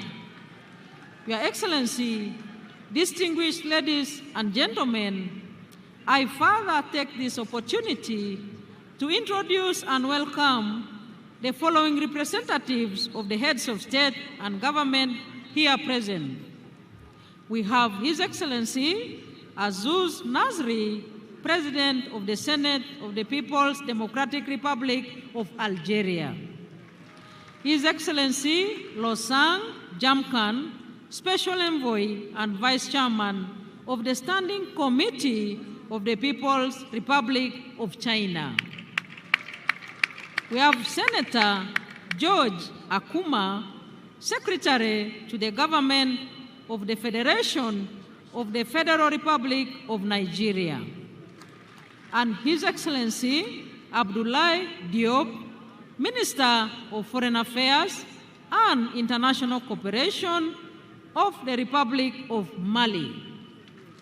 We do have Dr. Ohenyo Butale, Minister of International Relations of the Republic of Botswana. And we are joined by Her Excellency Olga Gisalaine Ebok Babarak Babakas, Minister of Social Development of the Republic of Congo. Your Excellency, we are joined by Honorable Angie Motsheka, Minister of Defense and Military Veterans of the Republic of South Africa. We have His Excellency Sheikh Kakbut bin Nahan Al Nahan, Minister of State for Foreign Affairs of the United Arab Emirates. We have Her Excellency Onishi Yohei, Parliamentary Vice Minister of Foreign Affairs of Japan. We have His Excellency Atta Sadorov, Leader of the Democratic Party of the Republic of Turkmenistan. And we have His Excellency Mr. Dionisio Manuel da Fonseca, Minister of State and Chief of Civil House to the President of the Republic of Angola. we have Honorable Bella Chakesova, Deputy Minister of Digital Development, Communications and Mass Media of the Russian Federation. We have Honorable James Gaka, Deputy Minister of Foreign Affairs of the Republic of Ghana. We are joined by His Excellency Engineer Walid bin Abdulkarim Al-Kareji, Vice Minister of Foreign Affairs of the Kingdom of Saudi Arabia. We have Honorable Mr. Jayan Chaudhry, Minister of State for Education, Skills and Development of the Republic of India. We have Mr. Nicholas Checker, Senior Bureau Official for African Affairs of the United States of America. We have His Excellency Ambassador Aden Hassan Aden, Special Envoy of the Republic of Djibouti. And we have His Excellency Dr. Mutiba Luabelwa, Executive Secretary of the International Conference on the Great Lakes region. And we do have Honorable Ambassador Stephen Patrick Mbudi, Secretary General of the East African Community. And we have His Excellency Dr. Wokne Gebedehu, Executive Secretary of the Intergovernmental Authority on Development. And we have Your Excellency in our presence, His Excellency Ambassador Haddadi Selma Malika, Deputy Chairperson of the African Union Commission. We have His Excellency Wang Gong, the Special Envoy for the Horn of Africa of the United Nations. And last but not least, we have Excellencies, Ambassadors, and High Commissioners accredited to Uganda, representing respective heads of state and government. And we have, Your Excellency, all members of cabinet present here, all members of parliament present here, Right Honorable Deputy Speaker, Secretary General ODM Kenya, Honorable Catherine Omanyo. Your Excellency, it is now my singular honor and privilege to invite you to address us. The floor is yours, sir. Thank you, Excellency. Very nice speech. Your names are difficult. There are many, but you did a very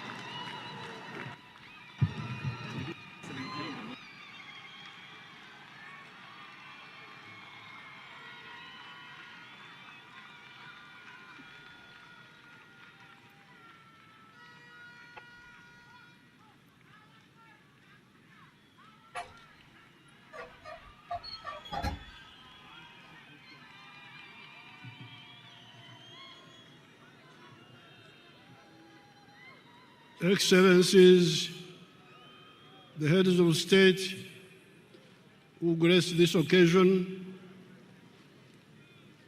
as you heard the presidents, His Excellency Ndayishimiye, President of Burundi, His Excellency Fauri Ngasimbe, President of Togo, His Excellency Ibrahim Gali, Sahrawi Republic, His Excellency Felix Antoine Tshisekedi, Democratic Republic of Congo, our sister, Her Excellency Dr. Samia Suluhu, Tanzania, His Excellency Hassan Sheikh Mohamud, Somalia, His Excellency Oligui Nguema, Gabon, His Excellency Daniel Francisco Chapo, Mozambique, His Excellency Taye Selassie, Ethiopia, and His Excellency Salva Kiir, South Sudan, and the Vice Presidents. So, Your Excellencies,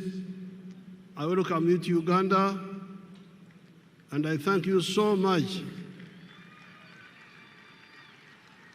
for showing solidarity with us. Now, among these Excellencies who are here, you, the Ugandans, especially the Bazukuru, the young people. Abazukuru je muli?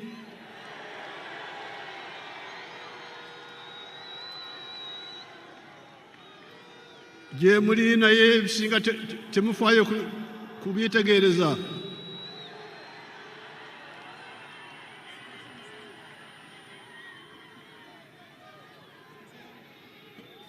Mutomera butomezi.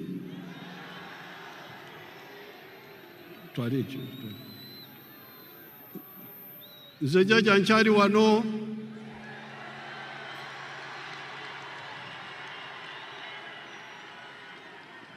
ngenda kubasomesa.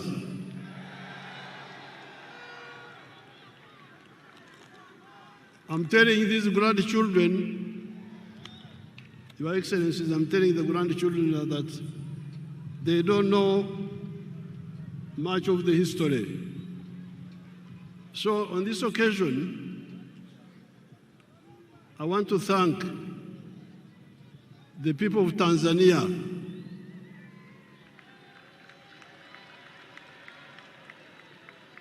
because we are here celebrating how Uganda is developing now, how UPDF is strong and so on. But the one who gave us the foundation was Mwalimu Kambarage Nyerere. And I'm glad Our Excellency Samia is here, and I'm telling you in her presence, I'm telling you people. So never forget Tanzania. Then we have got a very tall man. I had not met him before. Our son from Mozambique, the tall man, you stand up and they see you. He's a very tall man.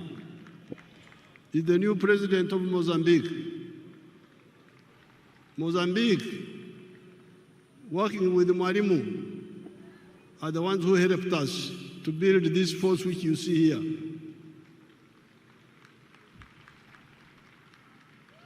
The 28 people I trained in Montepuez, 1976-78, are the ones who built this army which you see here. Then there is the Vice President of Kenya. When Ugandans were running away, many of them would run to Kenya. So those countries in particular, I want you to know how they helped us.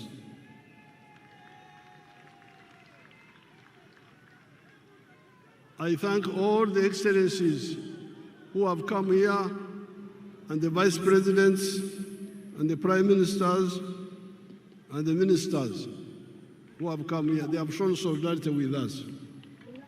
I thank them so much.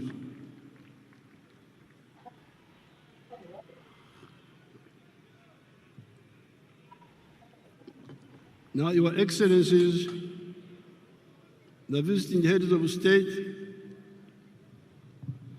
heads of government, and heads of delegations, Her Excellency the Vice President of Uganda and other leaders, all the wananchi, especially the Bazukuru, muri mucha Bazukuru.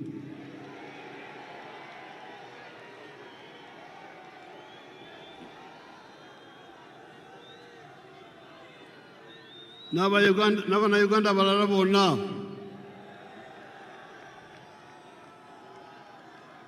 naffe abakadde temutwerabira.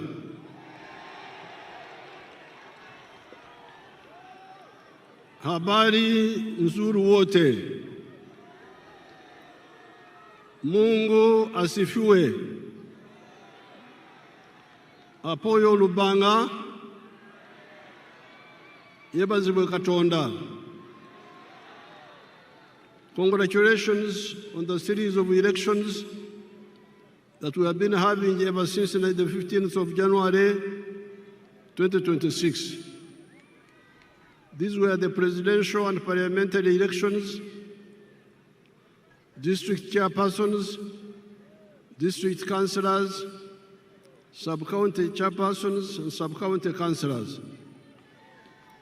I especially congratulate our party, the NRM, for winning all those elections with big majorities. Abana Uganda, mwebale kuwagira NRM.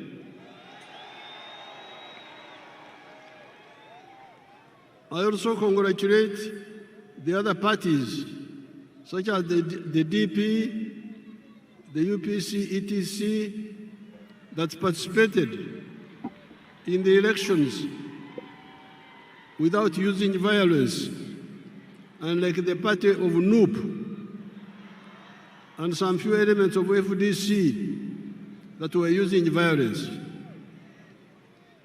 The parties under IPOD should clearly lay out agreed guidelines on the do's and the don'ts of election management, according to the laws and the Constitution of Uganda.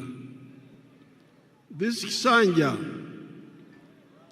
Excellencies, is our term for a period. This Kisanja should be regarded as a Kisanja of no more sleep for all Ugandans. Kino ekisanja twetwetaaga abantu okwebaka ate nibeekwasa kino nibeekwasa kiri so nga eddagala liwe liri.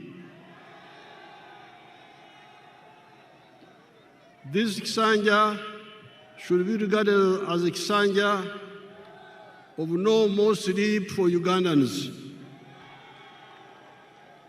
With the advent of the NRM ever since 1986, the families that cared to listen to our message got out of poverty.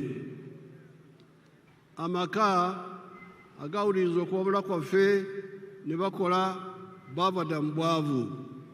I'm telling these, my Ugandans, that the families who have listened to our advice and worked the way we advised them, they got out of poverty. Do you want proof? Mwetaaga obukakafu kambubalage nze nkozesa firimu sikozesa lugambo. Show us the real estate around Kampala. Show us. Mutulage.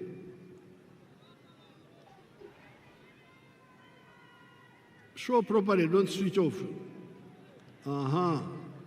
You see all those houses? All those are new houses. And they are built by your own Ugandans. They are not built by foreigners. Yes, there are poor people in Uganda, but there are also those rich people you see there who listened and took advantage.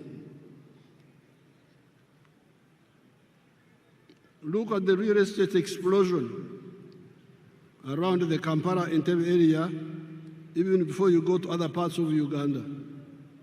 In the last elections, I reminded you of the Matafari Emiganda contributions that the NRM has put on the House of Uganda in the last 40 years.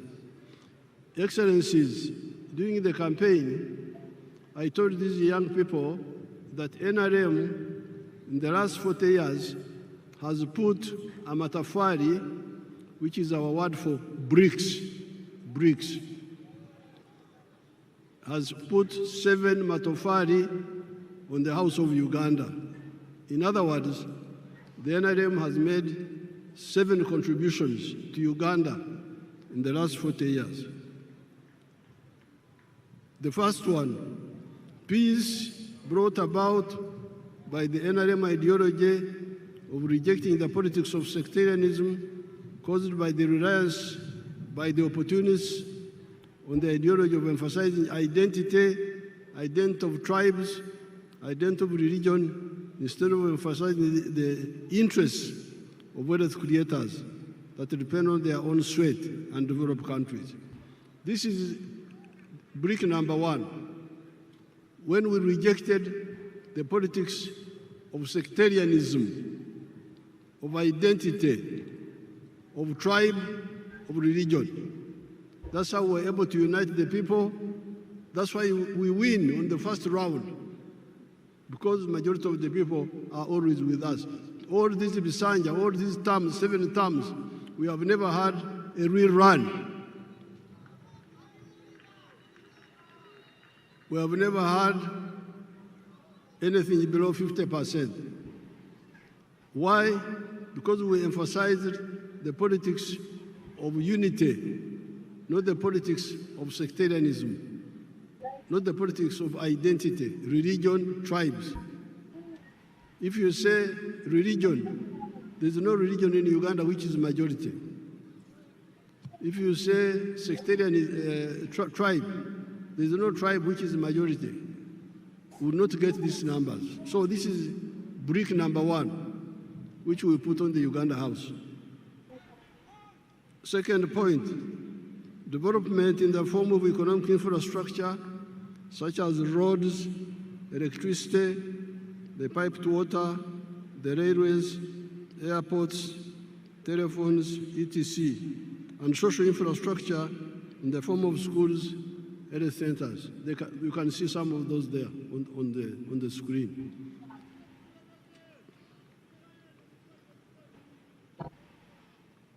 Number C, the brick number 3, wealth.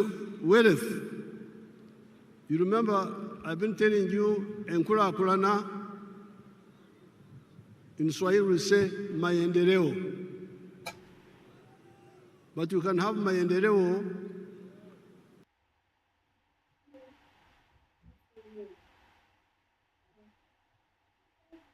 in Swahili. We must also have utajiri, roads, railway, electricity, but they never talk about wealth. And this is a mistake.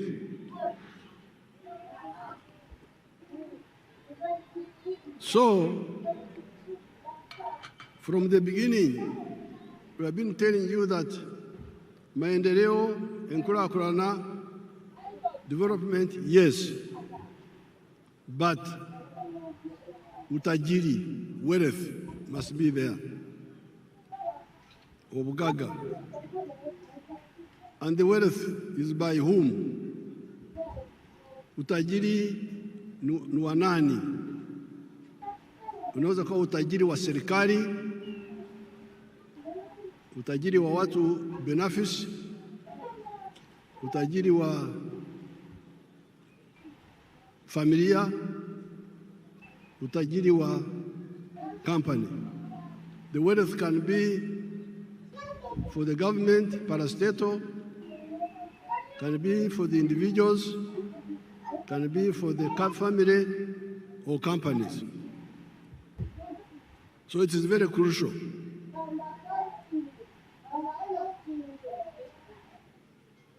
And in the case of Uganda, we have been telling you that the wealth is in the 4 sectors: commercial agriculture, manufacturing and artisanship, services, and ICT.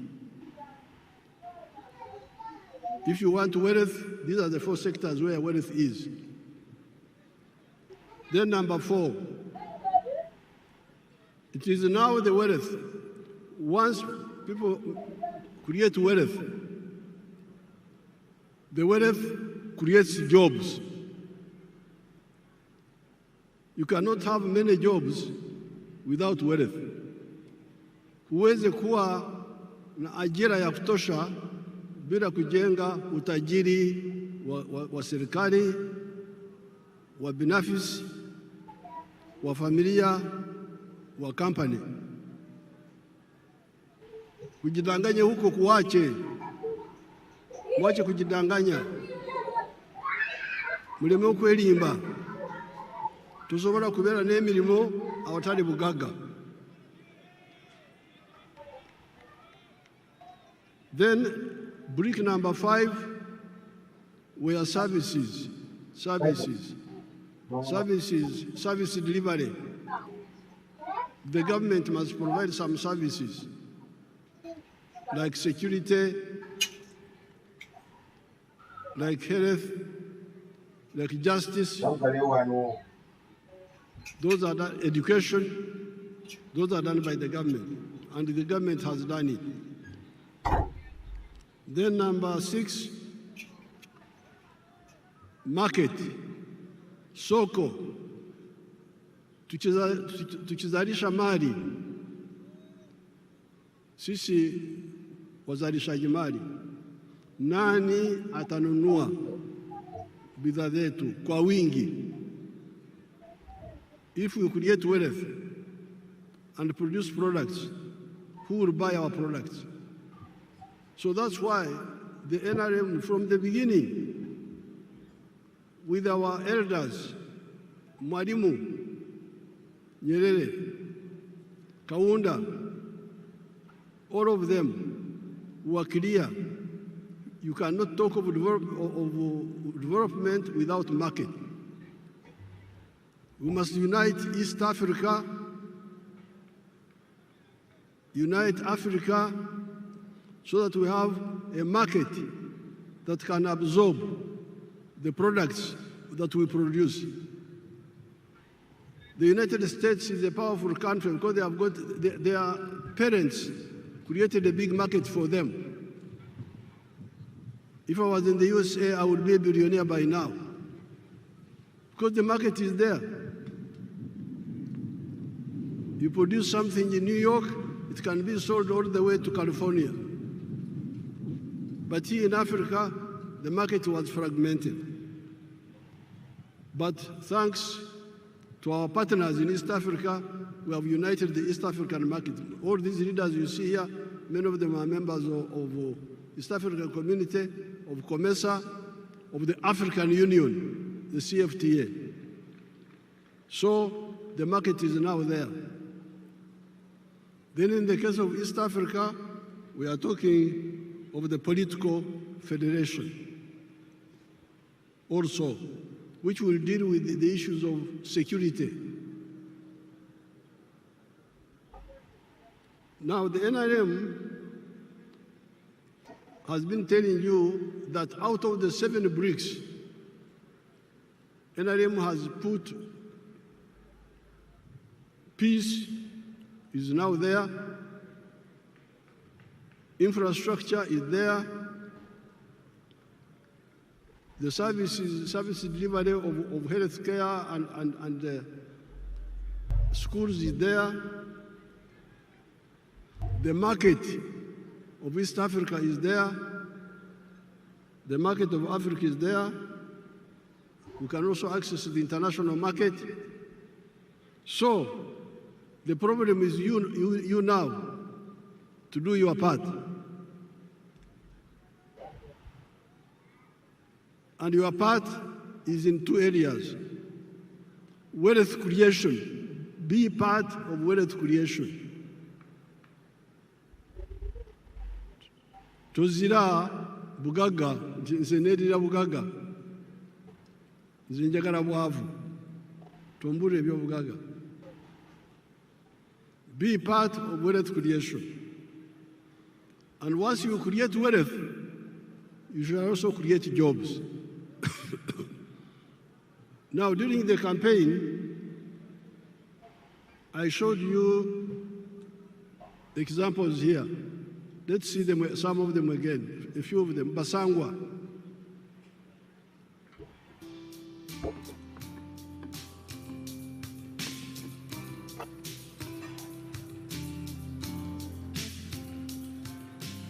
Nze Basangwa Johnson, Managing Director wa Jaka Poultry Farm. Jaka Poultry Farm eyaganibwa Bukwenge, Kamuli Municipality, Kamuli District. In 2007 twatandika obulunzi nga tutandikira mu Kamuli County Council by then mu plot yali 50 feet by 100 feet. There's a foot ya 5 ku 10 edda itaka. Tutandika tutya twali nga tulina ebyobufuzi wano mu Kamuli nga waliwo ensonga nga chairman wero C5 omugenzi Kawuka bamwidukira Katonda mu ekyumulo eky'emirembe nga bamutoyiremu abantu bangi abaatamu application nga bali kwenda okufuuka ba chairman ba 5 aye president yaida yatulungamya yakuba tubana abantu mwena mwena tumusobola kuba ba chairman ba 5 aye abantu mujje mukola emirimu egindi ng'okulunda yayogera kulunda embidi okulunda enkoko byona byona yabyogerako nze napikinga mu kyokulunda enkoko n'atandika efaamu mu 2007 n'enkoko 5 sawa dino wendogerera ku faamu kuno tiize mabega ntambwire president yaida yankyalira mu 2010 nga nina enkoko 5 yasanuka ino sawa dino tutambwire tulina enkoko tutwale kuno mulala tufulumya amagi etula 2,000 buli lunaku etula 2,000 livaamu miliyoni 2 buli lunaku omwezi liba miliyoni 6 omwaka tuba tuli mu biliyoni ze 6 n'ekitundu etuba tukolaki tuyingiza so tuwulirisa omulamwa gwa president okuva ku kiseera ekyo kakati katukigiireku president awaire musanufu ino ku bintu byenkoze era nga buli kaseera nkyekingako wendogera kati tulina abakozi 300 betukozesa. Now you remember I was giving you the example of Basangwa. In 2007, I found them fighting for the position of district chairperson, political position. There were many of them. I advised them, why do you all fight for politics? Why don't you look at wealth creation? And I told them what to do, which we have been telling you from 1996. The 7 activities that you can do on a small scale in agriculture and you get out of poverty. Basangwa listened to my advice, and he had a small plot of 20 feet, is it 50 feet by 100, I think. He started rearing chicken for eggs. So he's now a rich man, getting more than 7 billion shillings a year now. But not only is he a rich man now, but he's now employing 300 people.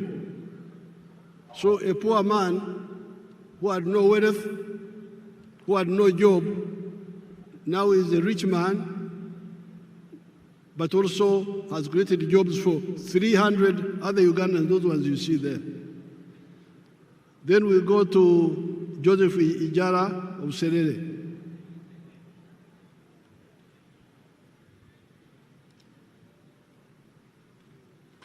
Hello, my name is Joseph Ijala.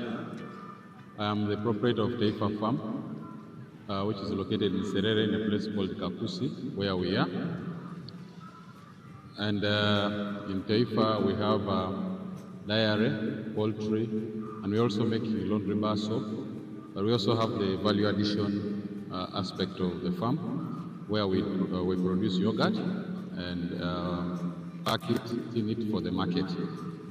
This project started 11 years ago after an inspiration from His Excellency, the President of Uganda, when he had come here and was teaching people about the 4-acre model. He was having a rally in Soroti, and that time I was working as a taxi driver.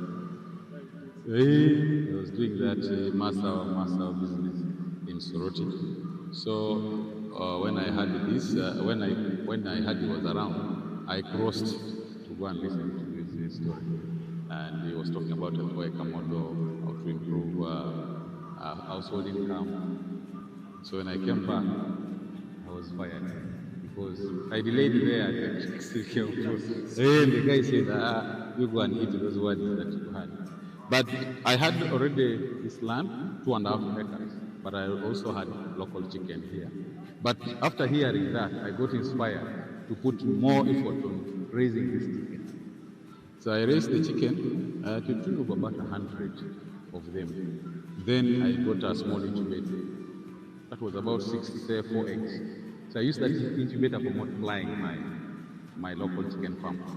Eventually, I was having 1,500 local chicken around. I was very famous for local chicken. So, but then local chicken were not answering my day-to-day needs. So I decided to translate it to layers.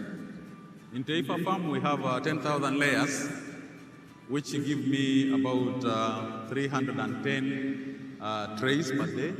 And each tray goes at a price of 10,500. So approximately 3 million, about 3 million shillings a day from the eggs that we get. Now that is Joseph Ijara of Serere, who was wasting time as a taxi driver getting little money. So when he had my speech, he had 2.5 acres back home. He went back and started rearing chicken for layers, for eggs, and dairy. Now he's getting a lot of money.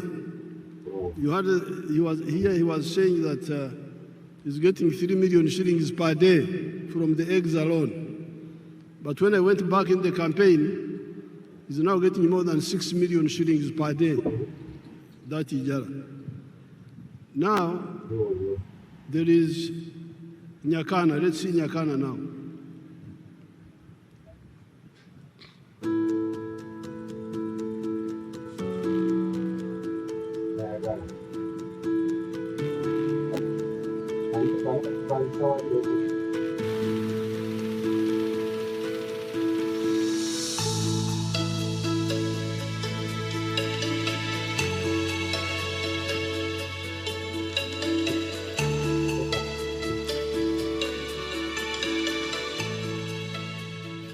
My name is Nyakana Richard from Rwengaju. This village is called Rwengaju village in Karabarole, Potpoto City.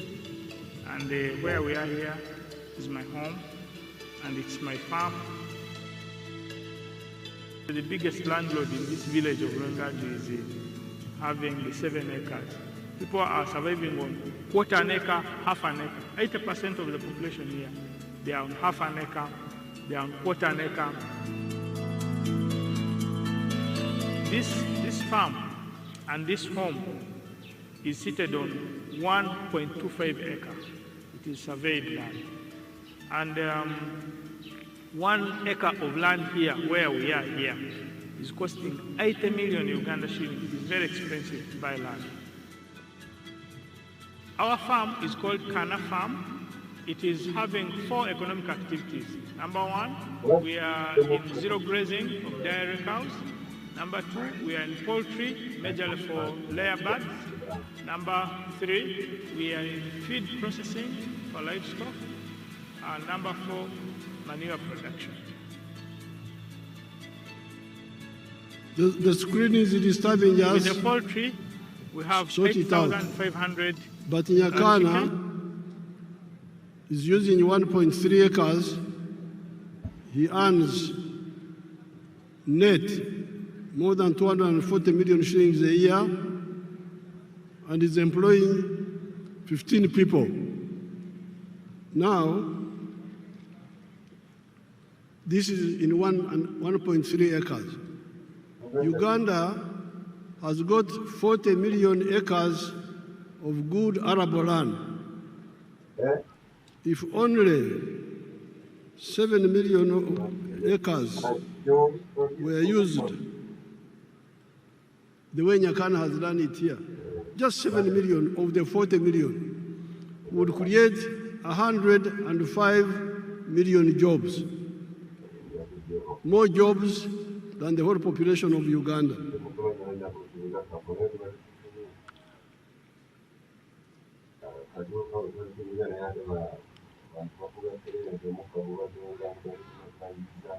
I have reminded you that Uganda has got 40 million acres of very good arable land.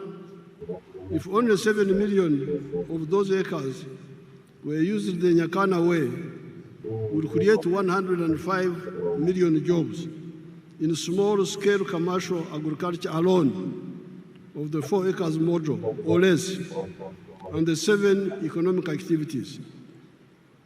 This is before you talk of the big-scale commercial agriculture, such as Madvani, who employs 14,000 people at Kachira, before you talk of the manufacturers that are now employing 1.5 million people. Now,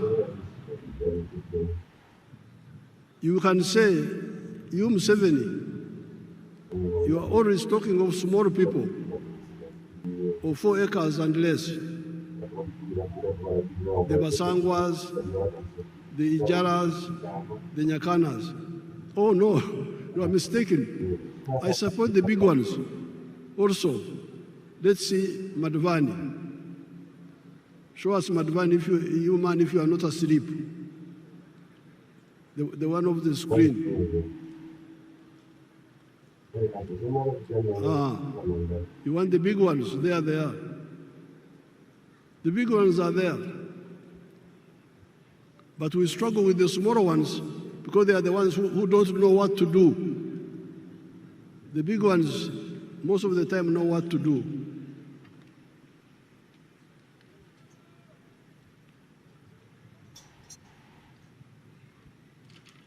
Or before you talk of the services such as hotels, like Sheraton, which employs 400 people. Let's see the employees of Kachira, the employees, the workers there, let's see.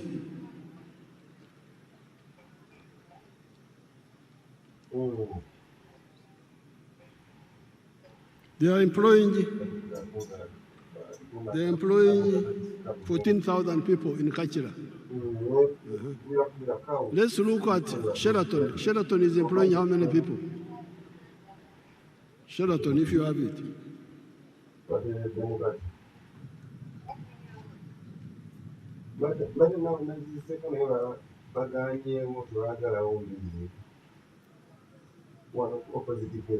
Sheraton is employing 400 people.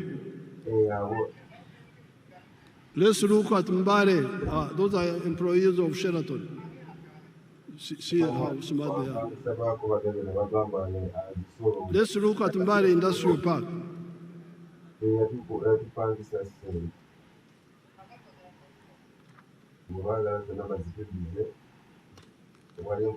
Mbare Industrial Park.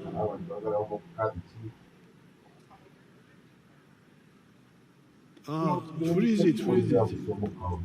Go back a bit. Freeze there. You can see how many young people are employing in that industrial park. It has got now, when I was last there, it had like 80 factories, and it was employing 20,000 people. This is just one of them.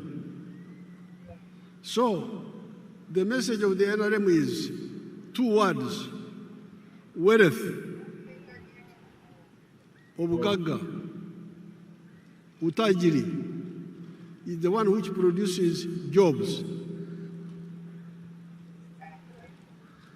Ajira, I think in Swahili they call it ajira. Emirimu, jivambugaga.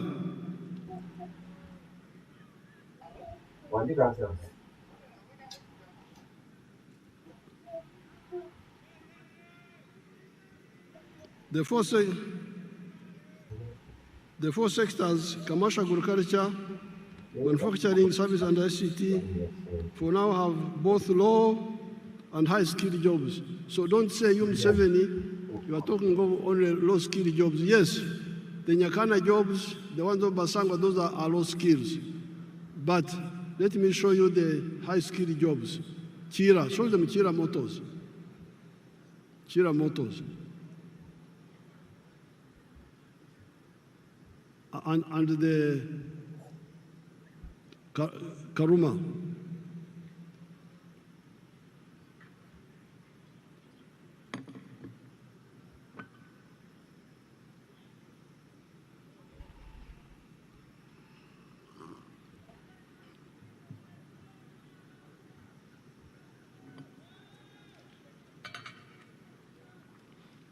Now, all those are skilled workers. Let's see the ones of Chira.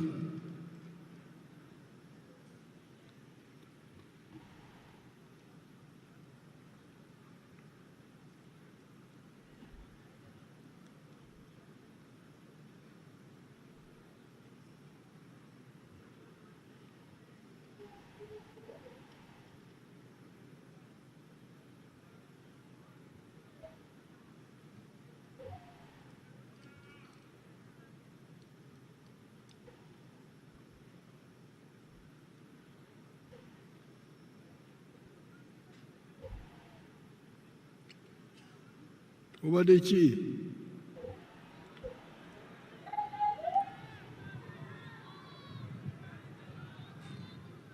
Alambaire kulambaala yeebase.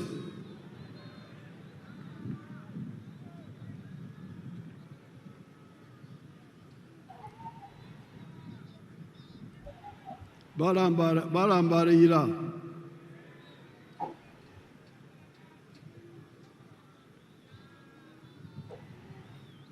Now those are all high-skilled workers. Let's see what they are producing. Show us the buses.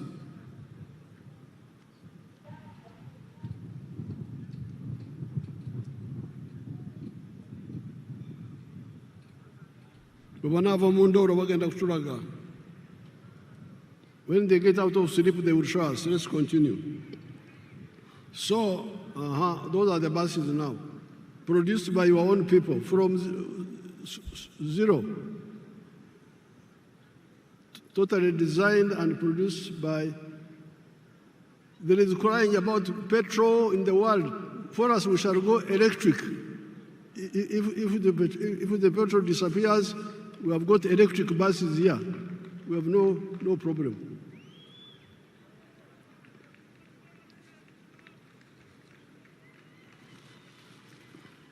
So,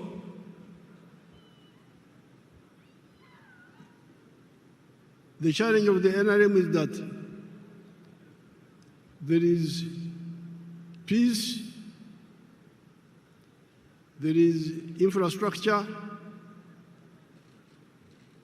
there is services in schools and health centers, there is market of Africa, but you must be engaged in wealth creation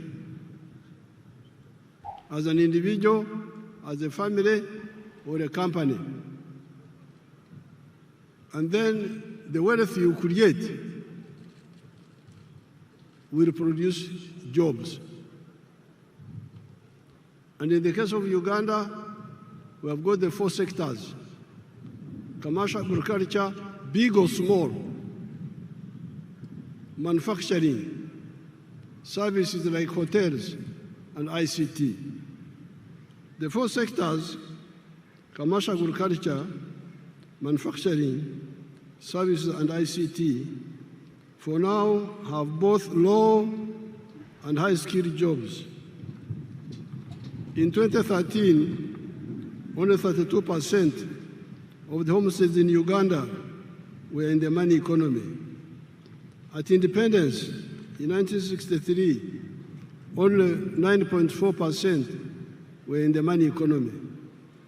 On account of the work of Operation Wealth Creation and PDM, the homesteads in the money economy are now 67%. The other 33% are still outside, but must also join the money economy. When all the families in Uganda join the money economy in the 4 sectors, there will be so many jobs that all our nearly 2 million refugees from the brother countries of Africa that are here will get jobs, and we will have to import other workers from the brother African countries. With more value addition for our agricultural raw materials, our mineral raw materials, our forest raw materials, plus our knowledge economy of automobiles, vaccines, pharmaceuticals, and electronics, there will be more people in manufacturing, services, and ICT than in agriculture. This is where we need to retune our educational system to concentrate on imparting skills to learners that are needed in the labor market, and scale down on random education, or be clear to the learners and parents that certain courses are just for interest and may not create jobs for the wielders of these skills. In Uganda here, we are always talking about the importance of value addition that I've just mentioned here.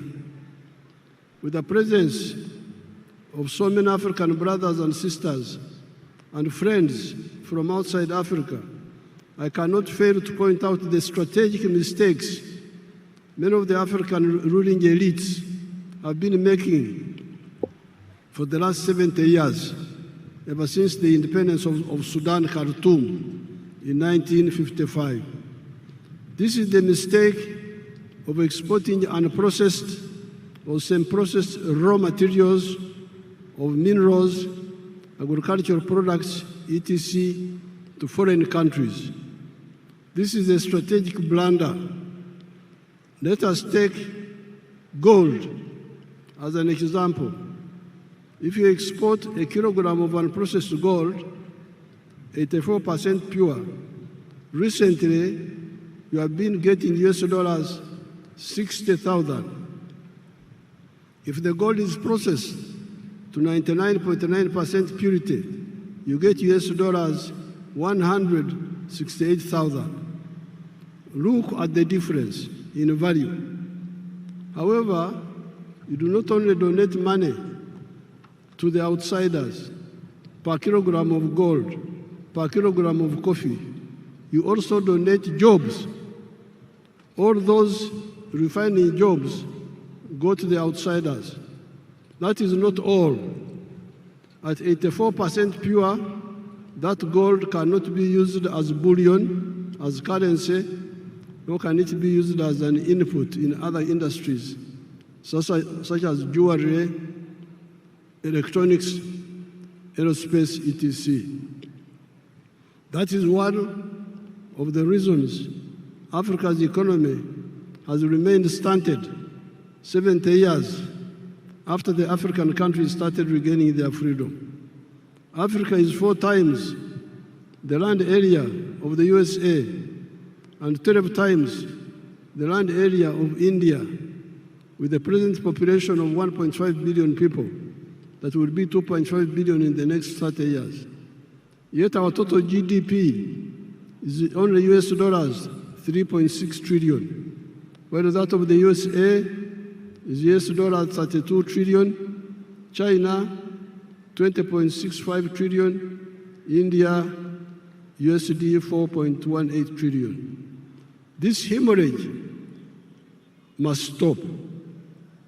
That is where here in Uganda we banned the export of unprocessed minerals and try to get people to address value addition here for all the other raw materials that make profits.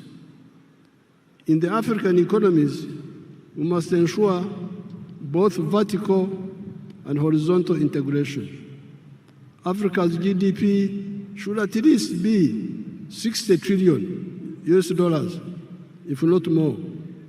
Our friends from outside of Africa should also help us to achieve this. If they see far, they will see that this is also in their own interest. If you are a clever capitalist, why would you want to do business with a poor man with a small purchasing power? I regard myself as a clever capitalist.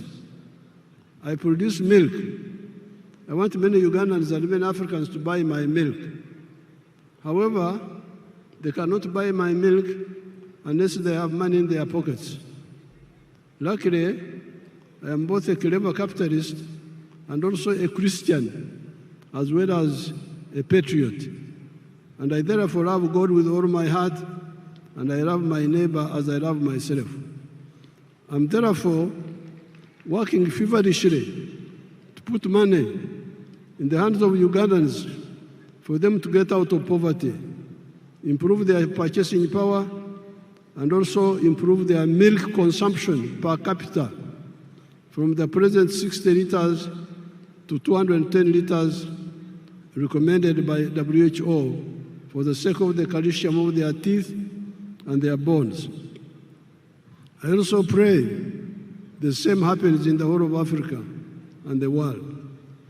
The phenomenon of Uganda having more jobs than local labor force is not new.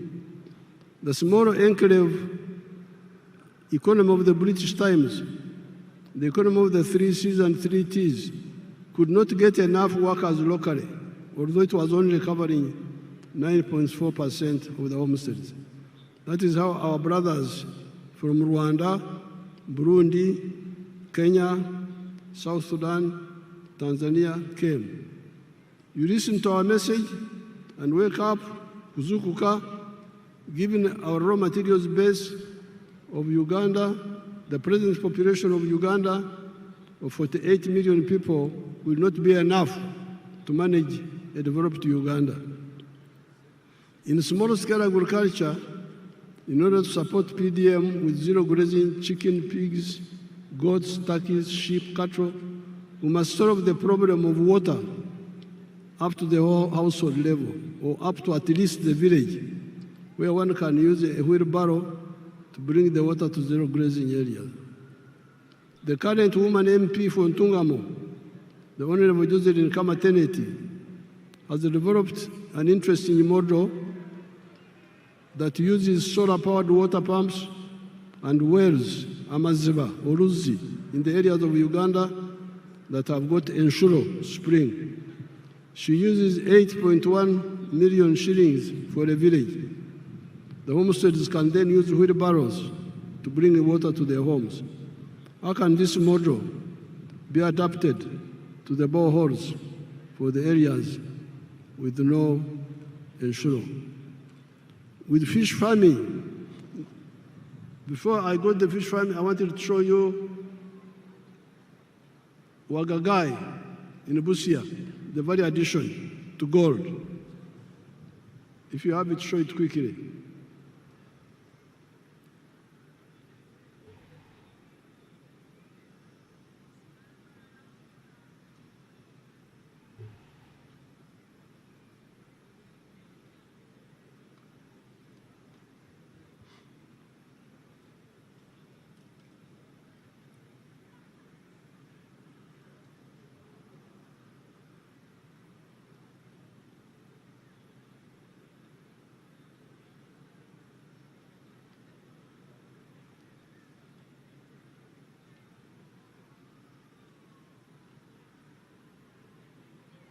Now, freeze that one.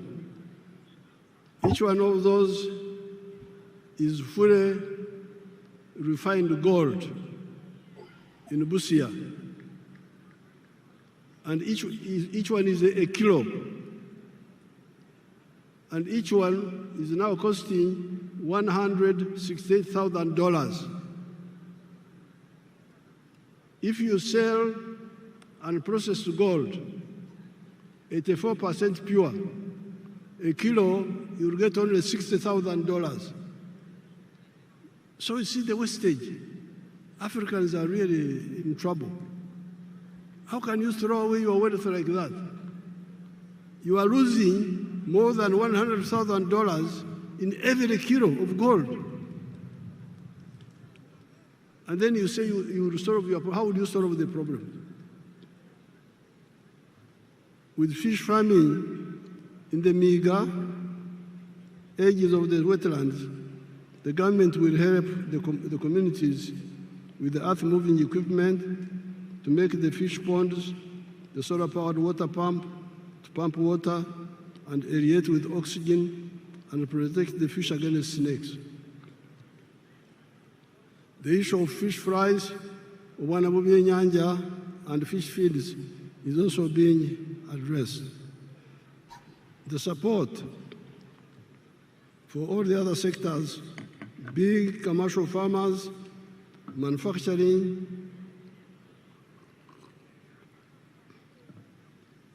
artisanship, services, ICT are contained in the government's Fourth National Development Plan, NDP4. No more excuses.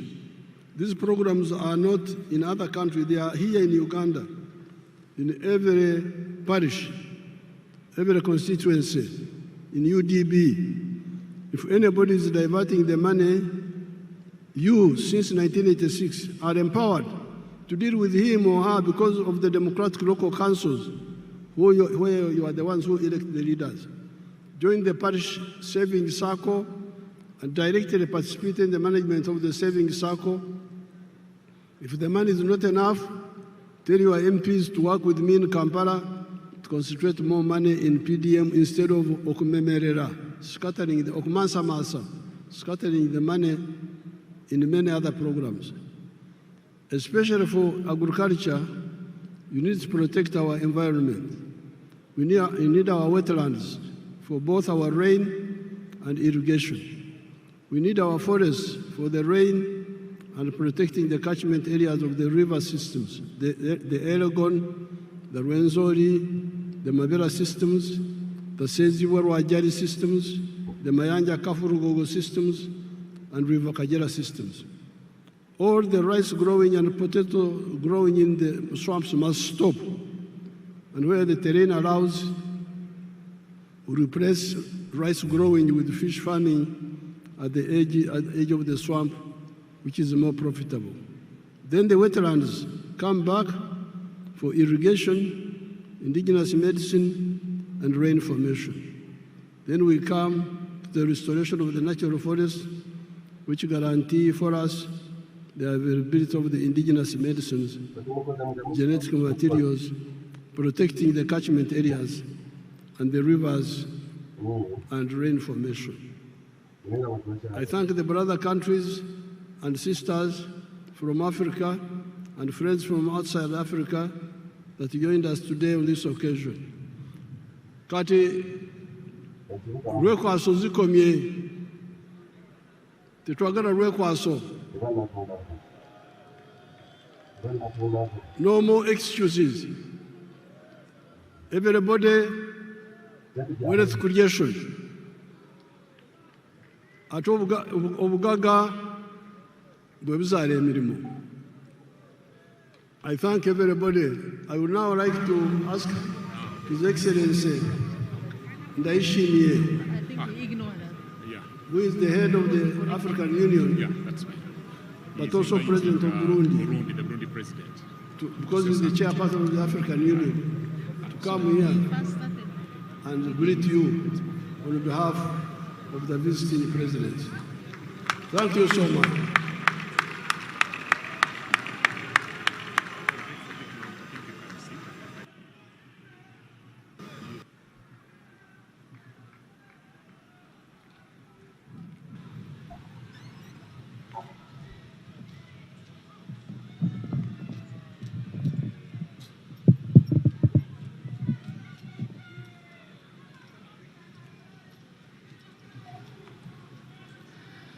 Uganda oye! Uganda oye! Your Excellency, President Yoweri Kaguta Museveni, President of the Republic of Uganda, Your Excellency, Head of State and Government, distinguished guests, great people of Uganda, Wariyorcha.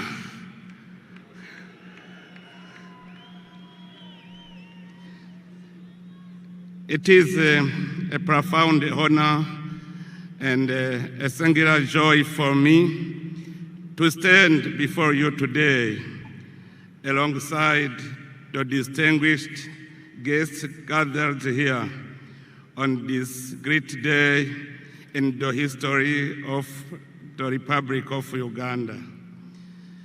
Beyond the beginning of a new presidential mandate, your election, Your Excellency President Museveni, stands as a powerful affirmation of the enduring peace, stability, and institutional continuity that Uganda has cultivated over the years.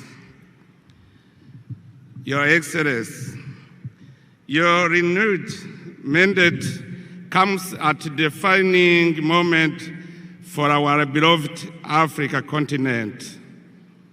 By inaugurating this new term under the term Securing the gains and advancing towards a prosperous and emerging nation.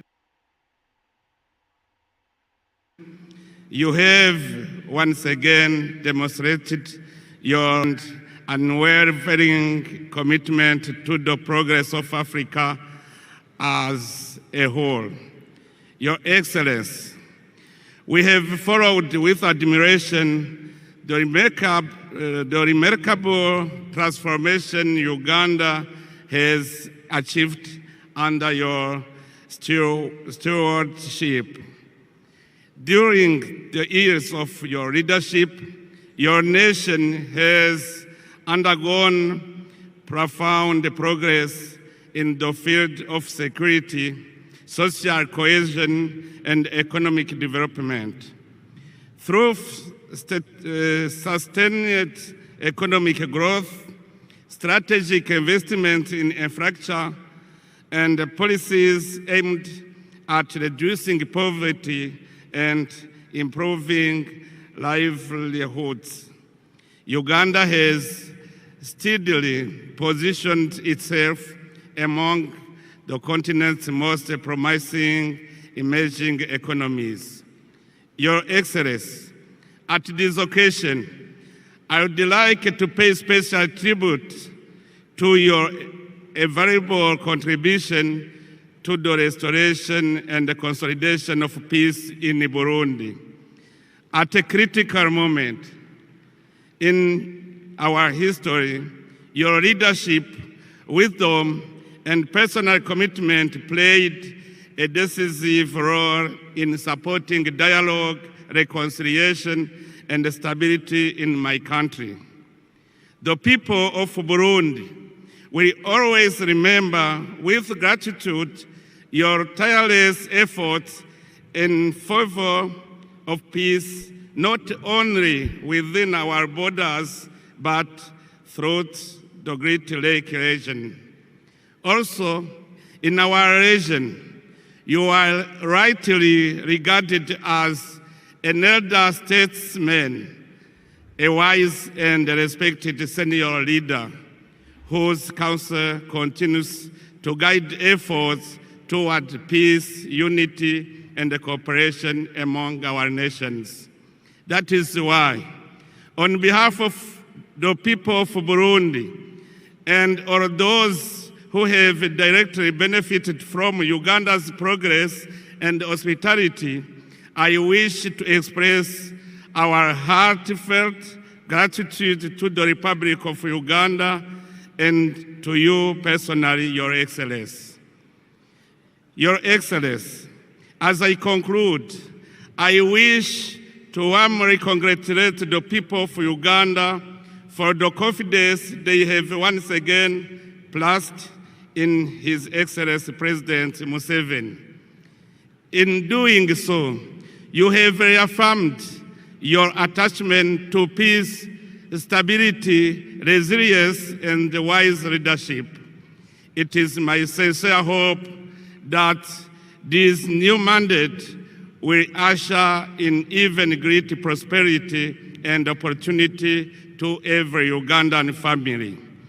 May your wisdom, dear brother President Museveni, continue to enlighten our continental dialogue, and may the bonds of fraternity and cooperation between Uganda and the nations of Africa grow ever stronger. May Almighty God bless our great Africa continent. May God bless Uganda and its courageous people. I thank you very much. Mwebale.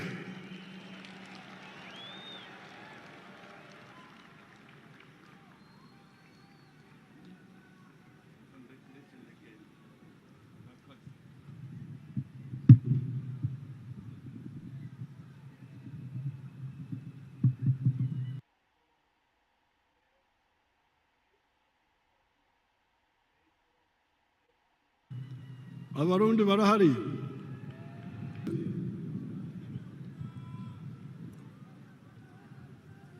We are now entering Chisanja, no more sleep. And we are entering Chisanja, no more corruption.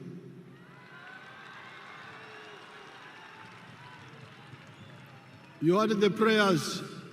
You heard the prayers of the bishop. That prayer of the bishop should be captured properly. Okusaba kwa bishop kukolemedde ababbi. No more corruption, no more sleep. NRM oye. NRM ebeo.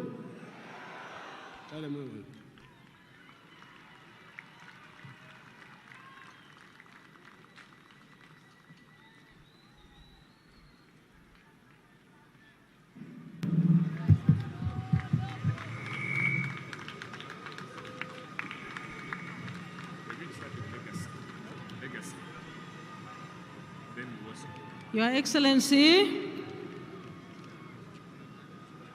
I would like to thank you for the address to the nation and seek your guidance on how to proceed with the two entertainment items which are on our program. If it pleases you, Your Excellency, I now invite Legacy to make their presentation in less than 5 minutes. And as they are coming, I request all of you to join me again in thanking His Excellency the President for that comprehensive address to us. And very quickly, Your Excellency, also, I would like to mention that all the RDCs are here, the RCCs, the LOC5 chairmen, the NRM chairmen from all districts are here joining you in this momentous occasion. Legacy, you have the floor. Less than 5 minutes.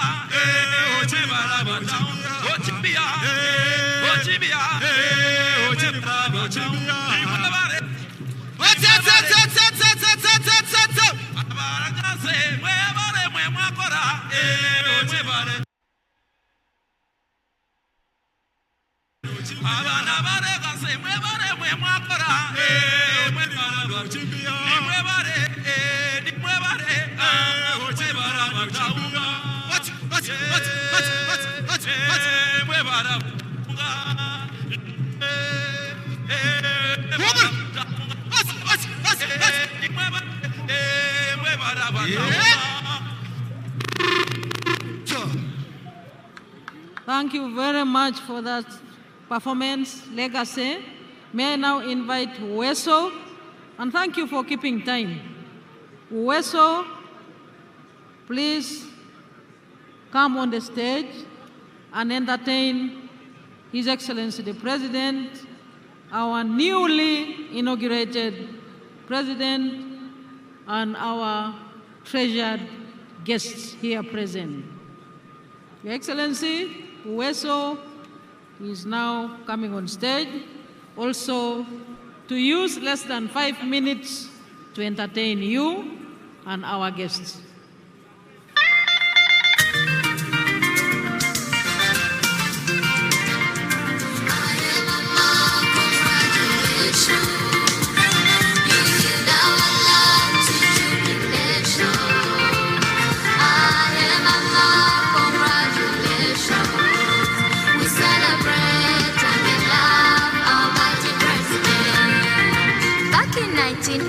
The story starts.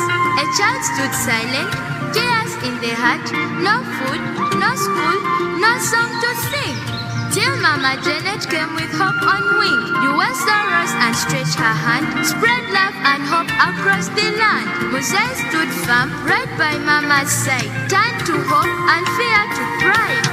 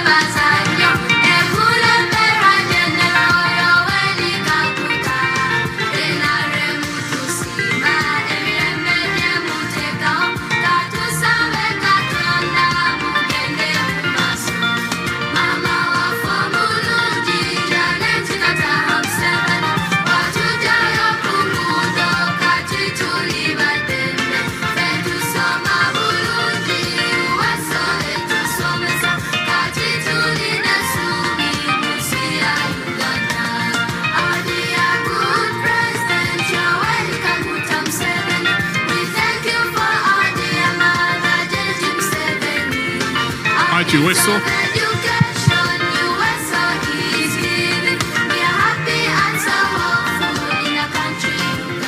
Thank you very much, Weso. Thank you very much for that thematic entertainment song.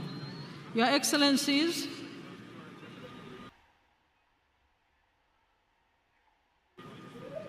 we are joined by Mr. Fadil El Mehi, Special Envoy from Libya.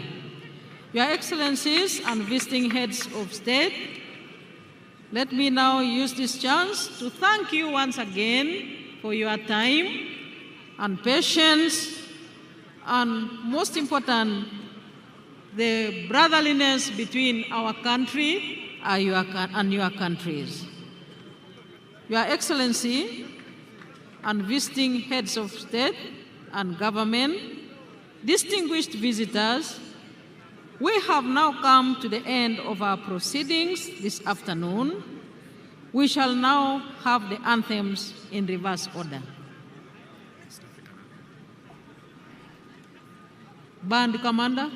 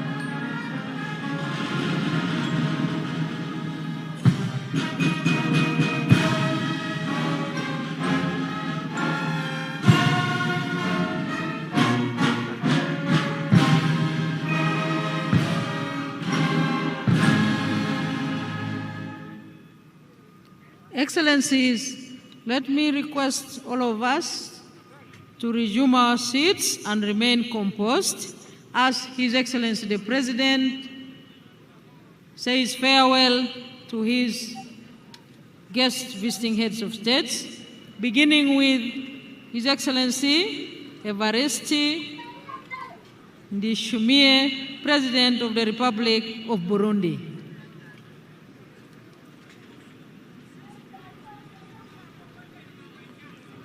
And next will be the President of Somalia.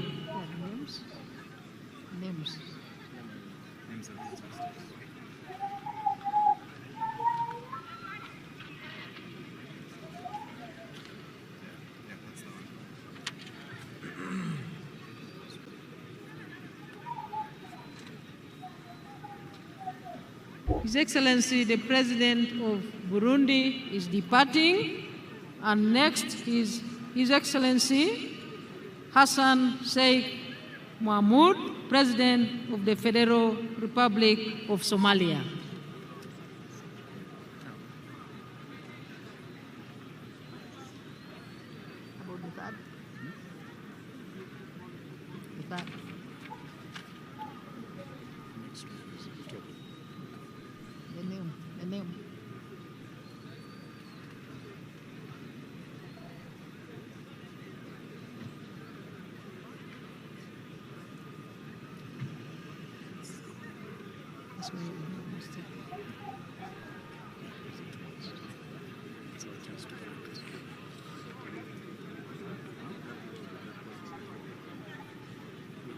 His Excellency, the President of Somalia is departing. After the President of Somalia, His Excellency Fure Esozima Ganazingbe, President of Togo, will depart.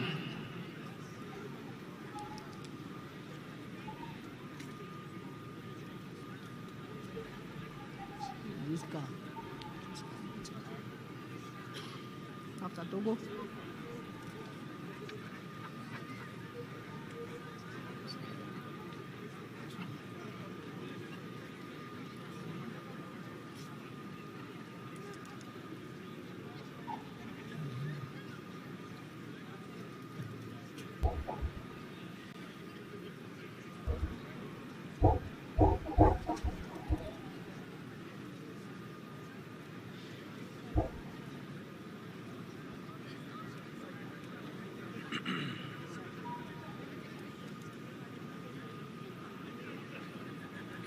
His Excellency, the President is saying farewell to the visiting heads of states and governments, and indeed our treasured and distinguished visitors. That is Togo.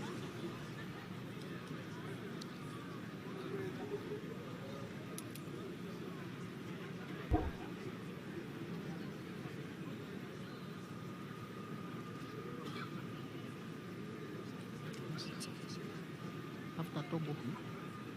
Togo has left. Is that Togo? That's Togo. Okay. His Excellency, the President of Togo, is now departing. Next will be His Excellency Brahim Gali, the President of the Sahrawi Arab Democratic Republic.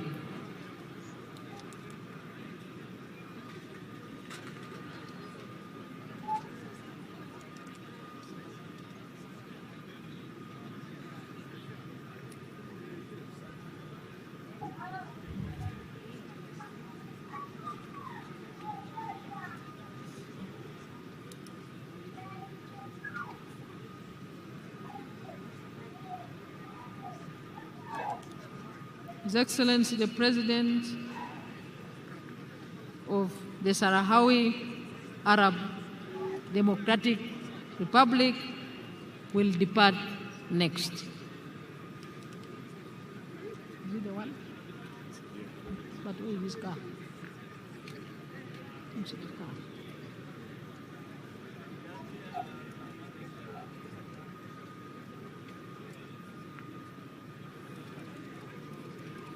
The President, His Excellency Brahim Gali, President of the Sahrawi Arab Democratic Republic, is on the stage to depart.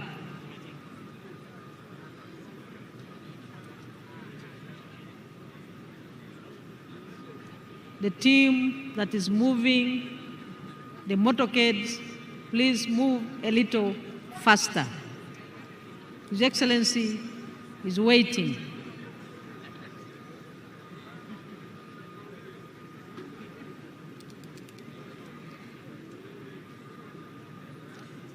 And next is Her Excellency Dr. Samia Suluhu Hassan, President of the United Republic of Tanzania.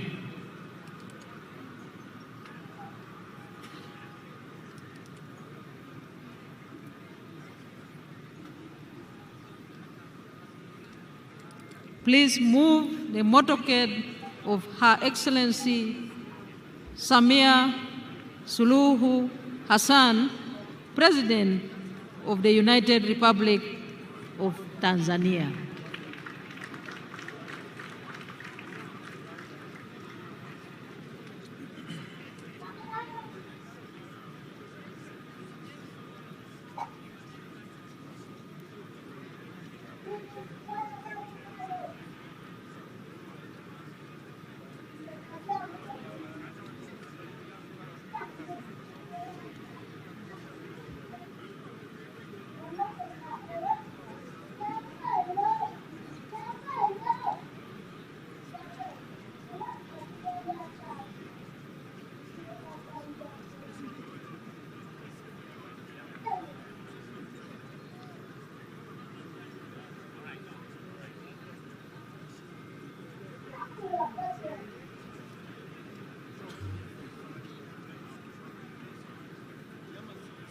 Next to depart is Her Excellency Dr. Samia Suluhu Hassan, President of the Republic of Tanzania. I request the team that is moving the motorcades to act faster.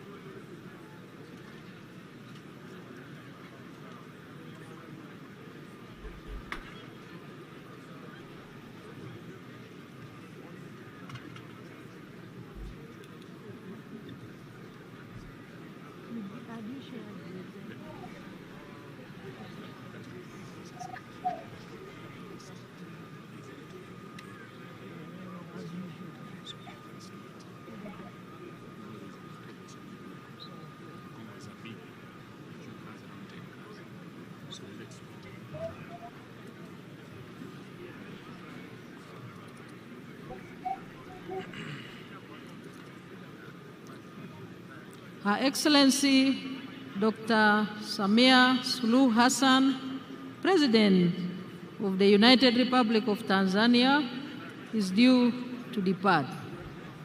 I request the convoy commanders to act faster. Her Excellency is waiting. I thank you all for the patience and the discipline which we have all exhibited as Ugandans in hosting our guests from the time they arrived here in our beautiful country, the Pearl of Africa. Thank you, Convoy Commander. I can see some action. Her Excellency Dr. Samia Suluhu Hassan will depart next. Her Excellency, the President of the Republic of Tanzania. After Her Excellency departs, His Excellency Bryce Clotaire Oligui Nguema, President of the Gabonese Republic will depart. May the convoy commanders follow that president in releasing the motorcades.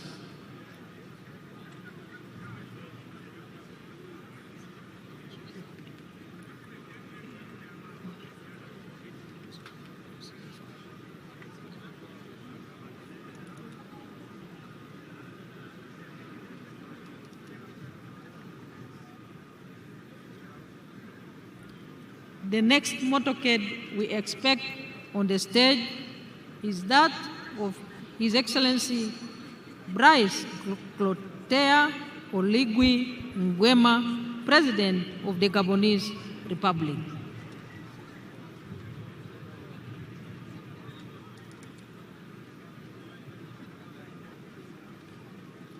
Her Excellency Dr. Samia Suluhu Hassan is now departing. We thank Your Excellency for your physical presence at this momentous occasion.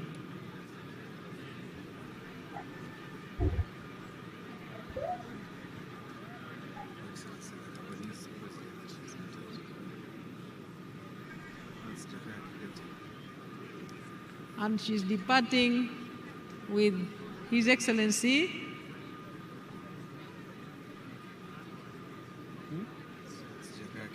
Jakaya Kikwete, the former President of the Republic of Tanzania.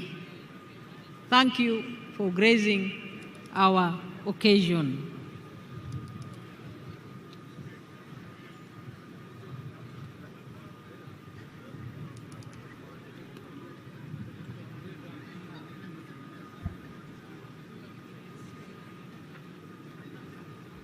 Next to depart is His Excellency Brice Clotaire Oligui Nguema, President of the Gabonese Republic.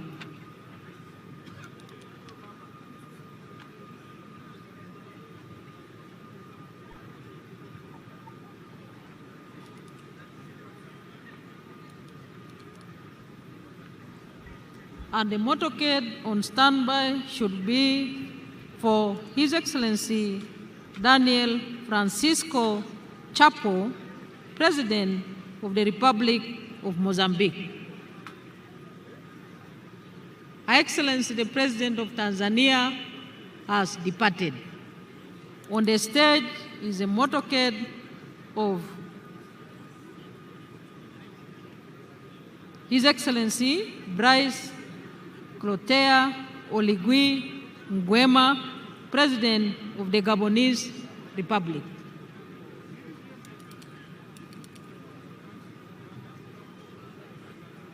We request the convoy commander to move faster the motorcade of His Excellency Daniel Francisco Chapo, President of the Republic of Mozambique.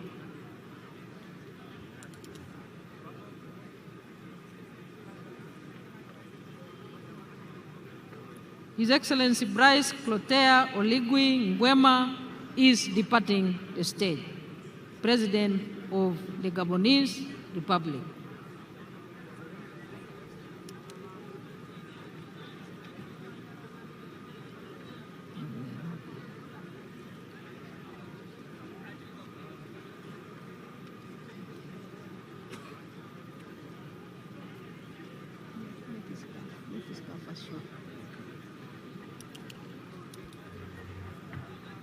Next to depart, Your Excellency, is His Excellency Daniel Francisco Chapo, President of the Republic of Mozambique. Convoy Commander, please move faster.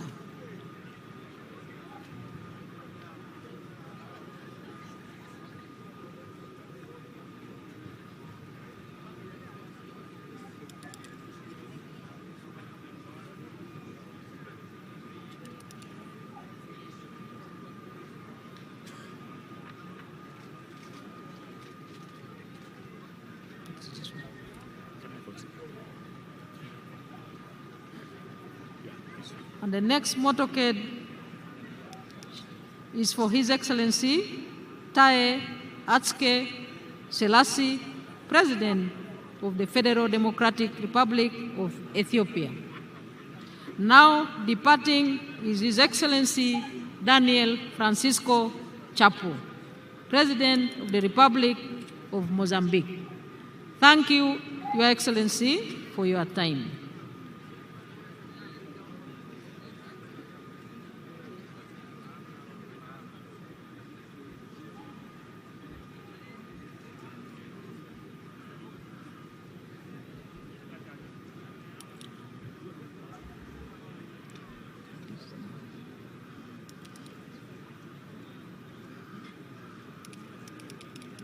His Excellency Daniel Francisco Chapo is now departing, the President of the Republic of Mozambique. We thank you indeed for your time, for securing your time to grace our occasion with your physical presence. Next is His Excellency Taye Atske Selassie, President of the Federal Democratic Republic of Ethiopia.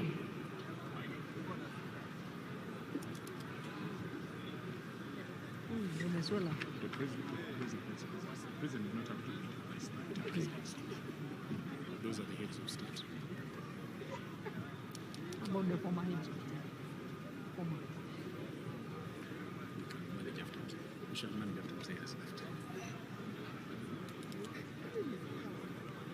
Now, departing is His Excellency Uhuru Kenyatta, the former President of the Republic of Kenya.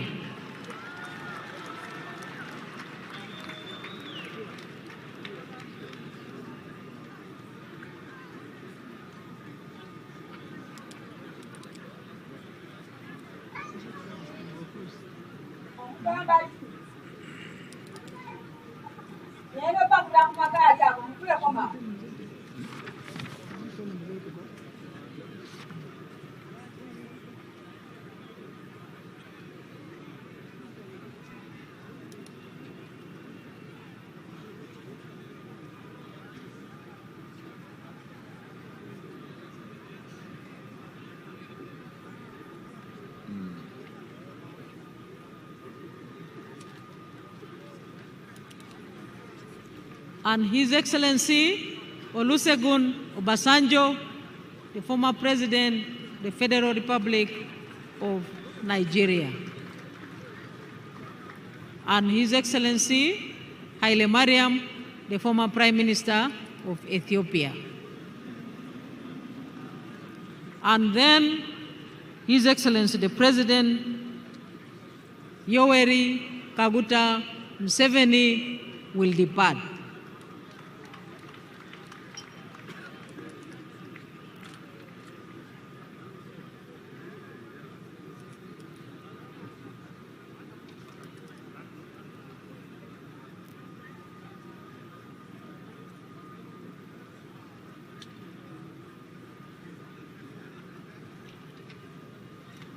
Ask them to arrange the following convoys in the meantime.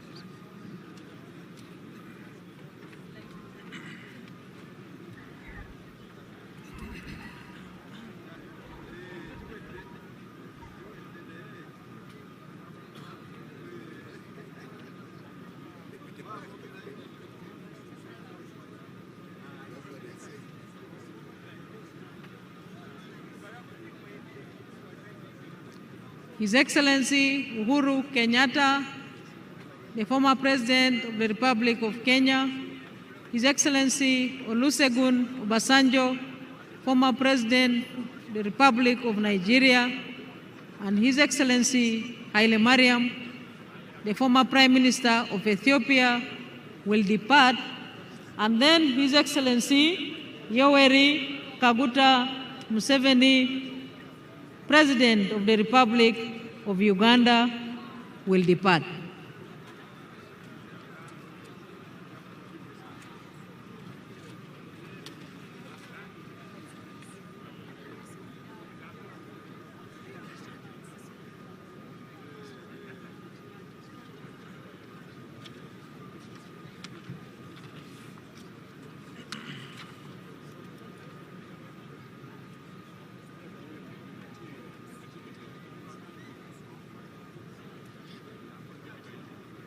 We thank you for your time, your patience, and we indeed thank you for the brotherly relations between our countries.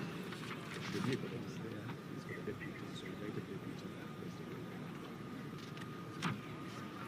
made a mistake.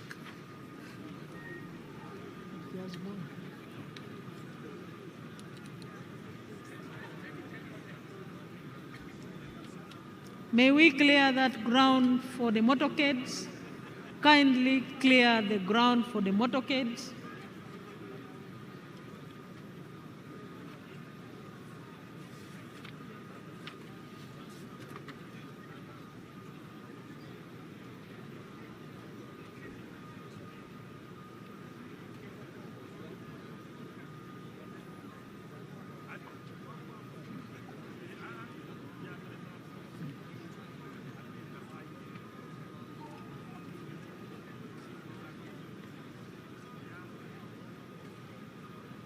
His Excellency Olusegun Obasanjo, former President of the Federal Republic of Nigeria, His Excellency Uhuru Kenyatta, former President of the Republic of Kenya, and His Excellency Haile Mariam, the former Prime Minister of Ethiopia, will now depart, and then His Excellency General Yoweri Kaguta Museveni will depart.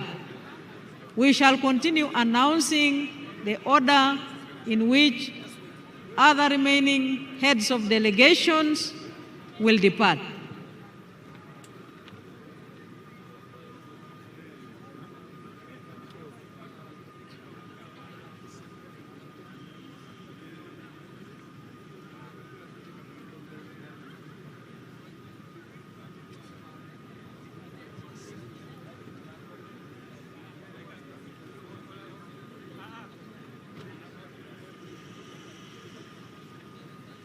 His Excellency Olusegun Obasanjo is now departing.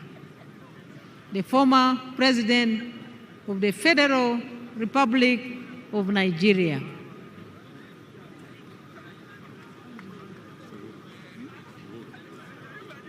And next is His Excellency Uhuru Kenyatta, the former President of the Republic of Kenya. This is for Ethiopia. That's appropriate. Former Prime Minister. Former Prime Minister.